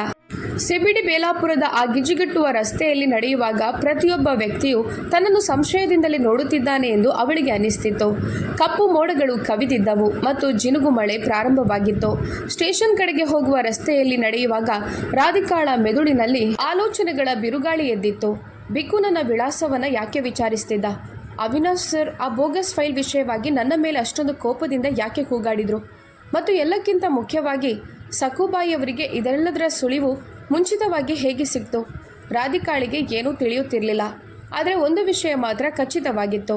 ಸಕುಬಾಯಿಯವರ ಆ ಭಯಭೀತ ಕಣ್ಣುಗಳಲ್ಲಿದ್ದ ಸತ್ಯವನ್ನು ನಿರ್ಲಕ್ಷಿಸಲು ಖಂಡಿತ ಸಾಧ್ಯವಿರಲಿಲ್ಲ. ಪ್ಲ್ಯಾಟ್ಫಾರ್ಮ್ಗೆ ಲೋಕಲ್ ಟ್ರೈನ್ ಬಂದಿತ್ತು. ರಾಧಿಕಾ ಐರೋಲಿಗೆ ಹೋಗುವ ಡಬ್ಬಿಯಲ್ಲಿ ಕಾಲಿಟ್ಟಳು ನಿಜ, ಆದರೆ ಅವಳ ಕಾಲುಗಳು ಮುಂದೆ ಹೋಗುತ್ತಿರಲಿಲ್ಲ. ಸಕುಬಾಯಿಯವರ ಆ ನಡುಗುವ ಮಾತುಗಳು ಅವಳ ಕಿವಿಯಲ್ಲಿ ಮತ್ತೆ ಮತ್ತೆ ಪ್ರತಿಧ್ವನಿಸತೊಡಗಿದವು. ಇಂದು ರಾತ್ರಿ ಏನಾದರೂ ನಿನ್ನ ಮನೆಗೆ ಹೋಗಬೇಡ, ಬೇರೆ ಎಲ್ಲಾದರೂ ಇರು, ಆದರೆ ಮನೆಗೆ ಮಾತ್ರ ಹೋಗಬೇಡ. ಅವಳು ಕಣ್ಣುಗಳನ್ನು ಗಟ್ಟಿಯಾಗಿ ಮುಚ್ಚಿದಳು. ಇಲ್ಲ, ನಾನಿಂದು ಮನೆಗೆ ಹೋಗೋದಿಲ್ಲ ಎಂದು ಅವಳು ಮನಸ್ಸಿನಲ್ಲಿ ದೃಢವಾಗಿ ನಿಶ್ಚಯಿಸಿದಳು. ಅವಳು ಪರ್ಸ್ನಿಂದ ಮೊಬೈಲ್ ತೆಗೆದು ತನ್ನ ಆತ್ಮೀಯ ಗೆಳತಿ ಕೇತಕಿಗೆ ಫೋನ್ ಮಾಡಿದಳು. ಕೇತಕಿ ಅವಳ ಕಾಲೇಜು ದಿನಗಳ ಗೆಳತಿಯಾಗಿದ್ದಳು ಮತ್ತು ಅವಳು ವಾಶಿಯ ಸೆಕ್ಟರ್ 17ರಲ್ಲಿ ವಾಸಿಸುತ್ತಿದ್ದಳು. ಹಲೋ ಕೇತಕಿ, ನಾನಿಂದು ರಾತ್ರಿ ನಿನ್ನ ಮನೆಗೆ ಬರಲ್ಲ. ಸ್ವಲ್ಪ ಕೆಲಸ ಇತ್ತು ಮತ್ತು ಒಬ್ಬಂಟಿ ಎನ್ನಿಸ್ತಿತ್ತು. ರಾಧಿಕಾ ತನ್ನ ನಡುಗುವ ಧ್ವನಿಯನ್ನು ಅಡಗಿಸಲು ಪ್ರಯತ್ನಿಸುತ್ತಾ ಕೇಳಿದಳು. ಅಯ್ಯೋ ಬಾ, ಅದನ್ನು ಕೇಳಬೇಕಾ? ನಾನು ಮನೆಯಲ್ಲೇ ಇದ್ದೇನೆ. ನೀನು ವಾಶಿಯಲ್ಲಿ ಇಳಿದು ನೇರವಾಗಿ ಮನೆಗೆ ಬಾ ಎಂದು ಕೇತಕಿ ಎಂದಿನ ಉತ್ಸಾಹದಲ್ಲಿ ಉತ್ತರಿಸಿದಳು. ರಾಧಿಕಾ ಜುಯಿನಗರ್ನಿಂದ ವಾಶಿಗೆ ಹೋಗುವ ಲೋಕಲ್ ಹಿಡಿದು ಕೇತಕಿಯ ಮನೆ ತಲುಪಿದಳು. ಬಾಗಿಲು ತೆರೆಯುತ್ತಿದ್ದಂತೆ ಕೇತಕಿ ರಾಧಿಕಾಳ ಬಿಳಿಚಿಕೊಂಡ ಮುಖವನ್ನು ನೋಡಿ ಗಾಬರಿಯಾದಳು. ರಾಧಾ, ನಿನ್ಗೇನಾಯಿತು? ಯಾಕಿಷ್ಟು ಹೆದರಿದ್ಯಾ? ಮತ್ತು ಈ ಚಳಿಯಲ್ಲಿ ನಿನಗೆ ಇಷ್ಟೊಂದು ಬೆವರುತ್ತಿರುವುದು ಯಾಕೆ ಎಂದು ಕೇತಕಿ ಅವಳನ್ನು ಒಳಗೆ ಕರೆದು ನೀರು ಕೊಡುತ್ತಾ ಕೇಳಿದಳು. ರಾಧಿಕಾ ಸೋಫಾದ ಮೇಲೆ ಕುಸಿದಳು. ನೀರಿನ ಲೋಟವನ್ನು ತುಟಿಗೆ ಹಿಡಿಯುವಾಗ ಅವಳ ಕೈಗಳು ನಡುಗುತ್ತಿದ್ದವು. ಅವಳು ಕೇತಕಿಗೆ ಆಫೀಸ್ನಲ್ಲಿ ನಡೆದ ಎಲ್ಲ ವಿಷಯಗಳನ್ನು ವಿವರಿಸಿದಳು. ಆ 80 ಲಕ್ಷದ ಬೋಗಸ್ ಫೈಲ್ಗಳು, ಅವಿನಾಶ್ ಮಾತ್ರೆಯ ಕೋಪ, ಭಿಕುನ ವಿಚಾರಣೆ ಮತ್ತು ಸ್ಟೇಷನ್ ಹೊರಗಿನ ಸಕುಬಾಯಿಯವರ ಆ ಎದೆ ನಡುಗಿಸುವ ಎಚ್ಚರಿಕೆ. ಕೇತಕಿ ಇದೆಲ್ಲವನ್ನು ಕೇಳಿ ಮರಗಟ್ಟಿ ಹೋದಳು. ರಾಧಿಕಾ, ಇದೆಲ್ಲವೂ ಬಹಳ ಭಯಂಕರವಾಗಿ ಕೇಳಿಸ್ತಿದೆ. ನೀನಿಂದು ಇಲ್ಲಿಗೆ ಬಂದದ್ದು ಬಹಳ ಒಳ್ಳೆಯ ಕೆಲಸ ಮಾಡಿದೆ. ನಾಳೆ ನಾವು ನೇರವಾಗಿ ಪೊಲೀಸರ ಬಳಿ ಹೋಗೋಣ. ಇಂದಿನ ರಾತ್ರಿ ನೀನು ಶಾಂತವಾಗಿ ನಿದ್ರಿಸು ಎಂದು ಕೇತಕಿ ಅವಳಿಗೆ ಧೈರ್ಯ ತುಂಬಿದಳು. ಊಟ ಮುಗಿಸಿ ಇಬ್ಬರು ಮಲಗಲು ಹೋದರು. ಆದರೆ ರಾಧಿಕಾಳ ಕಣ್ಣಿನಿಂದ ನಿದ್ರೆ ಬಹುದೂರ ಓಡಿತ್ತು. ರಾತ್ರಿ 12 ಗಂಟೆ ಕಳೆದಿತ್ತು. ಹೊರಗೆ ಮಳೆಯ ಅಬ್ಬರ ಹೆಚ್ಚಾಗಿತ್ತು. ಕಿಟಕಿಯ ಗಾಜಿಗೆ ಅಪ್ಪಳಿಸುತ್ತಿದ್ದ ಮಳೆಯ ಹನಿಗಳ ಶಬ್ದ ಆ ಶಾಂತ ರಾತ್ರಿಯಲ್ಲಿ ಇನ್ನೂ ಹೆಚ್ಚು ಭಯಾನಕವಾಗಿ ಕೇಳಿಸ್ತಿತ್ತು. ರಾಧಿಕಾ ಚಾವಣಿಯ ಕಡೆಗೆ ಒಂದು ದೃಷ್ಟಿಯಿಂದ ನೋಡುತ್ತಾ ಮಲಗಿದ್ದಳು. ಫ್ಯಾನ್ನ ಸುತ್ತುವ ನೆರಳು ಅವಳಿಗೆ ಯಾವುದೋ ರಾಕ್ಷಸನಂತೆ ಕಾಣುತ್ತಿತ್ತು. ನಾನು ಸುಮ್ಮನೆ ಹೆದರುತ್ತಿದ್ದೇನೆ. ಸಕುಬಾಯಿ ವೃದ್ಧೆ, ಅವರ ಮಾತಿಗೆ ಏನೂ ಅರ್ಥವಿಲ್ಲದಿರ್ಬೋದು. ಬಹುಶಃ ಅವಿನಾಶ್ ಸರ್ ಅಷ್ಟೊಂದು ಕೆಟ್ಟವರಲ್ವೇನೋ. ನಾನು ಸುಮ್ಮನೆ ಮನೆ ಬಿಟ್ಟು ಇಲ್ಲಿಗೆ ಬಂದೇನೆ ಎಂದು ಹಲವಾರು ಉಲ್ಟಾಪಲ್ಟಾ ಆಲೋಚನೆಗಳು ಅವಳ ತಲೆಯಲ್ಲಿ ಚಕ್ರದಂತೆ ಸುಳಿಯುತ್ತಿದ್ದವು. ಕಣ್ಣು ಮುಚ್ಚಿದರೆ ಸಾಕು, ಭಿಕುನ ಆ ಹಳದಿ ಹಲ್ಲುಗಳು ಮತ್ತು ಕುತಂತ್ರದ ನಗು ಕಾಣುತ್ತಿತ್ತು. ರಾತ್ರಿ 1:15 ಗಂಟೆಯಾಗಿತ್ತು. ಮೌನ ಎಷ್ಟಿತ್ತೆಂದರೆ ಗೋಡೆ ಗಡಿಯಾರದ ಟಿಕ್ ಟಿಕ್ ಸದ್ದು ಕೂಡ ಸ್ಪಷ್ಟವಾಗಿ ಕೇಳಿಸ್ತಿತ್ತು. ಅಂತಹ ನೀರವ ಮೌನದಲ್ಲಿ ಇದ್ದಕ್ಕಿದ್ದಂತೆ ರಾಧಿಕಾಳ ಮೊಬೈಲ್ ಜೋರಾಗಿ ಸದ್ದು ಮಾಡಲಾರಂಭಿಸಿತು. ಆ ಭೀಕರ ಶಬ್ದಕ್ಕೆ ರಾಧಿಕಾ ದಬಕ್ಕನೆ ಎಚ್ಚರಗೊಂಡು ಕುಳಿತಳು. ಅವಳ ಎದೆಯಲ್ಲಿ ನಡುಕ ಶುರುವಾಯಿತು. ಮೊಬೈಲ್ ಸ್ಕ್ರೀನ್ ಮೇಲೆ ಒಂದು ಹೆಸರು ಫ್ಲ್ಯಾಶ್ ಆಗ್ತಿತ್ತು. ಜೋಶಿ ಅಂಕಲ್ ಐರೋಲಿ. ರಾತ್ರಿ 2 ಗಂಟೆಗೆ ಪಕ್ಕದ ಮನೆಯವರ ಫೋನ್. ರಾಧಿಕಾಳ ಕೈ ನಡುಗುತ್ತಿತ್ತು. ಅವಳು ಹಸಿರು ಬಟನ್ ಒತ್ತಿ ಫೋನ್ ಕಿವಿಗೆ ಹಚ್ಚಿಕೊಂಡಳು. ಹಲೋ. ರಾಧಿಕಾಳ ಧ್ವನಿ ಗಂಟಲಲ್ಲೇ ಸಿಕ್ಕಿ ಹಾಕಿಕೊಂಡಿತು. ಆ ಕಡೆಯಿಂದ ಜೋಶಿ ಅಂಕಲ್ ಅತ್ಯಂತ ಭಯಭೀತಗೊಂಡ ಉಸಿರು ಬಿಡುತ್ತಾ ಚೀರುತ್ತಿದ್ದ ಧ್ವನಿ ಕೇಳಿಸಿತು. ಅವರ ಧ್ವನಿಯ ಹಿಂದೆ ಜನರ ಭಾರೀ ಗದ್ದಲ ಮತ್ತು ಸೈರನ್ ಶಬ್ದ ಕೇಳಿ ಬರ್ತಿತ್ತು. ರಾಧಿಕಾ, ಎಲ್ಲಿದ್ಯಾ ನೀನು? ಥ್ಯಾಂಕ್ ಗಾಡ್, ನಿನ್ನ ಫೋನ್ ಕನೆಕ್ಟ್ ಆಯಿತು. ಮಗಳೇ, ನಿನ್ನ ಫ್ಲ್ಯಾಟ್ಗೆ ಭೀಕರ ಬೆಂಕಿ ಬಿದ್ದಿದೆ. ಗ್ಯಾಸ್ ಸಿಲಿಂಡರ್ ಸ್ಫೋಟಗೊಂಡಂತೆ ಭಯಾನಕ ಶಬ್ದವಾಯಿತು. ಇಡೀ ಬಿಲ್ಡಿಂಗ್ ಖಾಲಿ ಮಾಡಿಸಿದ್ದೇವೆ ನಾವು. ನೀನೆಲ್ಲಿದೆಯಾ? ರಾಧಿಕಾಳ ಕೈಯಿಂದ ಮೊಬೈಲ್ ಜಾರಿ ಹಾಸಿಗೆ ಮೇಲೆ ಬಿದ್ದಿತು. ಅವಳ ದೇಹದ ರಕ್ತದ ಕೊನೆಯ ಹನಿಯು ಹೆಪ್ಪುಗಟ್ಟಿದೆ ಎಂದು ಅವಳಿಗೆ ಅನಿಸಿತು. ಅವಳ ಉಸಿರು ಕಟ್ಟಿದಂತಾಯಿತು. ಏನು ಮಾಡಬೇಕೆಂದು ತೋಚದಾಯಿತು. ಫೋನಿನ ಸ್ಪೀಕರ್ನಿಂದ ಜೋಶಿ ಅಂಕಲ್ ಧ್ವನಿ ಇನ್ನೂ ಕೇಳಿಸುತ್ತಲೇ ಇತ್ತು. ಕೇತಕಿ ನಿದ್ರೆಯಿಂದ ದಬಕ್ಕನೆ ಎದ್ದಳು. ರಾಧಾ, ಏನಾಯಿತು? ಯಾರ ಫೋನ್ ಅದು? ರಾಧಿಕಾ ಶೂನ್ಯ ದೃಷ್ಟಿಯಿಂದ ಕೇತಕಿಯನ್ನು ನೋಡಿದಳು. ಅವಳ ಕಣ್ಣುಗಳಿಂದ ಕಣ್ಣೀರಿನ ಕಟ್ಟೆ ಒಡೆಯಿತು. ಕೇತಕಿ, ನನ್ನ ಮನೆಗೆ ಬೆಂಕಿ ಬಿದ್ದಿದೆ. ಮುಂದಿನ 10 ನಿಮಿಷಗಳಲ್ಲಿ ಇಬ್ಬರು ಅಕ್ಷರಶಃ ಮೈಮೇಲಿದ್ದ ಬಟ್ಟೆಯಲ್ಲೇ ಕೆಳಗೆ ಓಡಿ ಬಂದರು. ಕೇತಕಿ ತನ್ನ ಕಾರು ತೆಗೆದಳು ಮತ್ತು ಅವರು ಐರೋಲಿಯ ದಿಕ್ಕಿನಲ್ಲಿ ಅತಿ ವೇಗವಾಗಿ ಹೊರಟರು. ಪಾಮ್ ಬೀಚ್ ರೋಡ್ ಮೂಲಕ ಐರೋಲಿಗೆ ಹೋಗುವಾಗ ಕಾರಿನ ಗಾಜಿನ ಮೇಲೆ ಬೀಳುತ್ತಿದ್ದ ಮಳೆ ಹನಿಗಳು ರಾಧಿಕಾಳ ಕಣ್ಣೀರಿನ ಜೊತೆ ಸ್ಪರ್ಧಿಸುತ್ತಿದ್ದವು. ಅವಳ ಹೃದಯ ಎದೆಯಿಂದ ಹೊರಬರುವಷ್ಟು ವೇಗವಾಗಿ ಬಡಿಯುತ್ತಿತ್ತು. ಐರೋಲಿ ಸೆಕ್ಟರ್ 8ಕ್ಕೆ ತಲುಪುತ್ತಿದ್ದಂತೆ ಎದುರಿಗಿದ್ದ ದೃಶ್ಯ ಕಂಡು ರಾಧಿಕಾಳ ಎದೆ ಬಡಿತವೇ ನಿಂತಂತಾಯಿತು.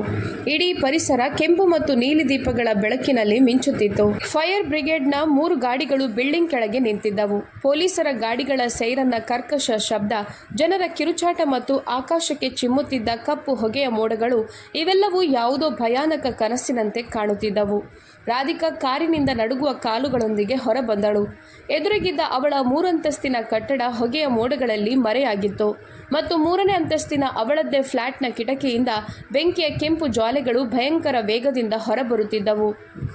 ಬೆಂಕಿಯ ಆ ರೌದ್ರ ಅವತಾರ, ಉರಿಯುತ್ತಿದ್ದ ಸಾಮಾನುಗಳ ತಡತಡ ಶಬ್ದ ಮತ್ತು ಗಾಳಿಯಲ್ಲಿ ಹರಡಿದ್ದ ಸುಟ್ಟ ರಬ್ಬರ್ ಹಾಗೂ ಮರದ ವಾಸನೆ ರಾಧಿಕಾಳ ಮೆದುಳಿಗೆ ಬಡಿಯುತ್ತಿತ್ತು. ಫೈರ್ ಬ್ರಿಗೇಡ್ ಸಿಬ್ಬಂದಿ ನೀರಿನ ದೊಡ್ಡ ಪೈಪ್ಗಳೊಂದಿಗೆ ಬೆಂಕಿ ನಂದಿಸಲು ಹರಸಾಹಸ ಪಡುತ್ತಿದ್ದರು. ಆದರೆ ಬೆಂಕಿ ಈಗಾಗಲೇ ರಾಧಿಕಾಳ ಇಡೀ ಫ್ಲ್ಯಾಟ್ ಅನ್ನು ಆಹುತಿ ತೆಗೆದುಕೊಂಡಿತ್ತು. ಜನಸಂದಣಿಯಿಂದ ಜೋಶಿ ಅಂಕಲ್ ಓಡಿ ಬಂದರು. ಅವರು ರಾಧಿಕಾಳನ್ನ ಕಂಡು ಬಿಕ್ಕಿ ಬಿಕ್ಕಿ ಅಳಲಾರಂಭಿಸಿದರು. ರಾಧಿಕಾ ಮಗಳೇ, ನೀನು ಬದುಕಿದೆಯಾ? ದೇವರಿಗೆ ಕೋಟಿ ಕೋಟಿ ಧನ್ಯವಾದಗಳು.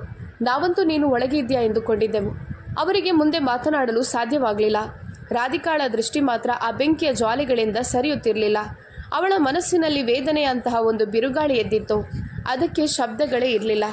ಅವಳ ಮಂಚ, ಬಟ್ಟೆಗಳು, ಅವಳ ದಾಖಲೆಗಳು, ಅವಳು ಶೂನ್ಯದಿಂದ ಹೊಸದಾಗಿ ಕಟ್ಟಿಕೊಂಡಿದ್ದ ಅವಳ ಪುಟ್ಟ ಪ್ರಪಂಚ ಎಲ್ಲವೂ ಆ ಬೆಂಕಿಯಲ್ಲಿ ಭಸ್ಮವಾಗುತ್ತಿತ್ತು.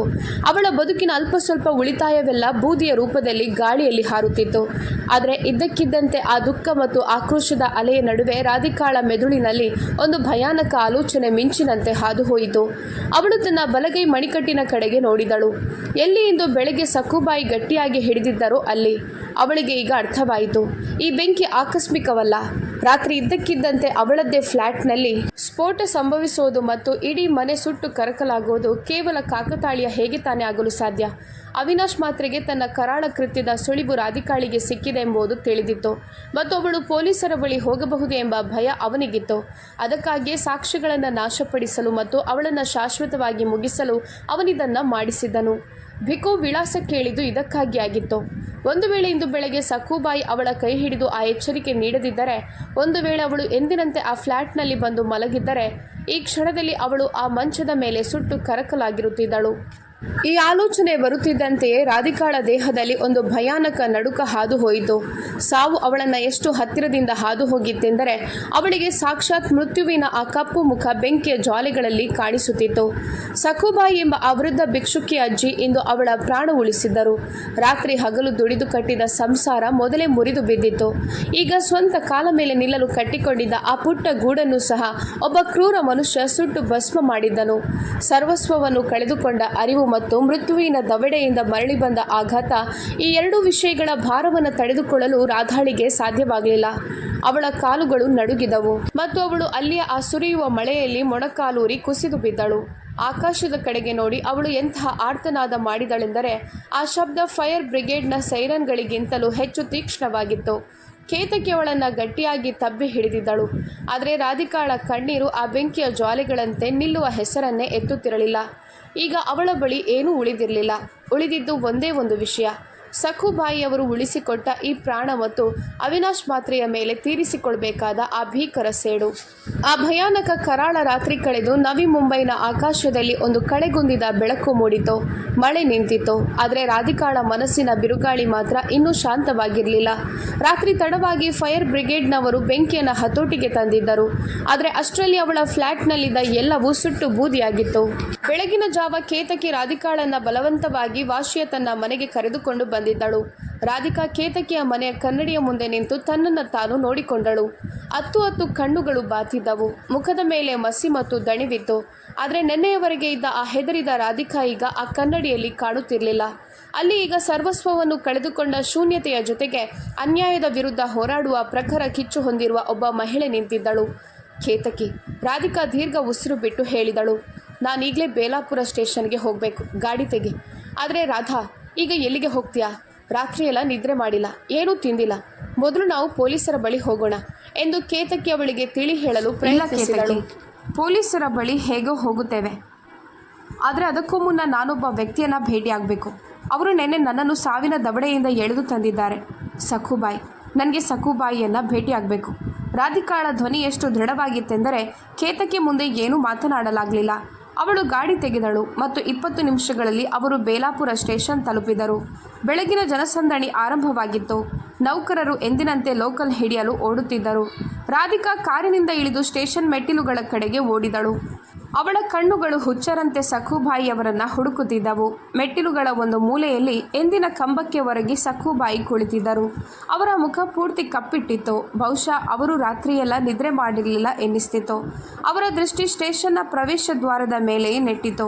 ರಾಧಿಕಾ ಓಡಿ ಬರುತ್ತಿರುವುದನ್ನು ಕಂಡು ಸಖುಬಾಯಿಯವರ ನಿರ್ಜೀವ ಕಣ್ಣುಗಳಲ್ಲಿ ಇದ್ದಕ್ಕಿದ್ದಂತೆ ಚೈತನ್ಯ ಬಂದಿತು.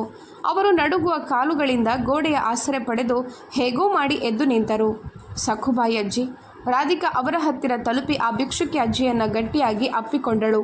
ರಾಧಿಕಾಳನ್ನು ಜೀವಂತವಾಗಿ ನೋಡಿ ಸಖುಬಾಯಿಯವರಿಗೆ ದುಃಖ ತಡೆಯಲಾಗಲಿಲ್ಲ. ಮಗಳೇ, ನೀನು ಬದುಕಿದ್ಯಾ? ದೇವರಿಗೆ ಕೋಟಿ ಕೋಟಿ ನಮನ. ರಾತ್ರಿಯೆಲ್ಲ ನನ್ನ ಜೀವ ತಳಮಳಿಸ್ತಿತ್ತು ಮಗಳೇ. ನಿನ್ನನ್ನು ಕಳೆದುಕೊಂಡೇನೋ ಎಂದು ಅಂದುಕೊಂಡಿದ್ದೆ. ಸಖುಬಾಯಿ ರಾಧಿಕಾಳ ಬೆನ್ನ ಮೇಲೆ ತಮ್ಮ ಸುಕ್ಕುಗಟ್ಟಿದ ಕೈ ಸವರುತ್ತಾ ಅಳುತ್ತಿದ್ದರು. ರಾಧಿಕಾ ಅವರನ್ನು ಸಂಭಾಳಿಸಿದಳು. ಅಜ್ಜಿ, ನಿನ್ನೆ ನೀವು ನನ್ನನ್ನು ಎಚ್ಚರಿಸದಿದ್ದರೆ ಇಂದು ನಿಮ್ಮ ಈ ಮಗಳು ಜೀವಂತವಾಗಿರ್ತಿರ್ಲಿಲ್ಲ. ಆದರೆ ನಿಮಗೆ ಇದೆಲ್ಲ ಹೇಗೆ ತಿಳಿಯಿತು? ನನ್ನ ಪ್ರಾಣಕ್ಕೆ ಅಪಾಯವಿದೆ ಅಂತ ನಿಮಗೆ ಹೇಗೆ ಗೊತ್ತಾಯಿತು? ಸಖುಬಾಯಿ ಅಕ್ಕಪಕ್ಕದಲ್ಲಿ ನೋಡಿದರು. ಜನಸಂದಣಿ ತಮ್ಮ ತಮ್ಮ ಕೆಲಸದಲ್ಲಿ ಮಗ್ನವಾಗಿತ್ತು. ಅವರು ತಮ್ಮ ಸೀರೆಯ ಸೆರಗಿನ ಗಂಟನ್ನು ಬಿಚ್ಚಿದರು ಮತ್ತು ಅದರಿಂದ ಸ್ಕ್ರೀನ್ ಹೊಡೆದಿದ್ದ ಒಂದು ಹಳೆಯ ಆಂಡ್ರಾಯ್ಡ್ ಮೊಬೈಲ್ ಹೊರಗೆ ತೆಗೆದರು. ಅವರು ಆ ಮೊಬೈಲನ್ನು ರಾಧಿಕಾಳ ಕೈಗಿಟ್ಟರು.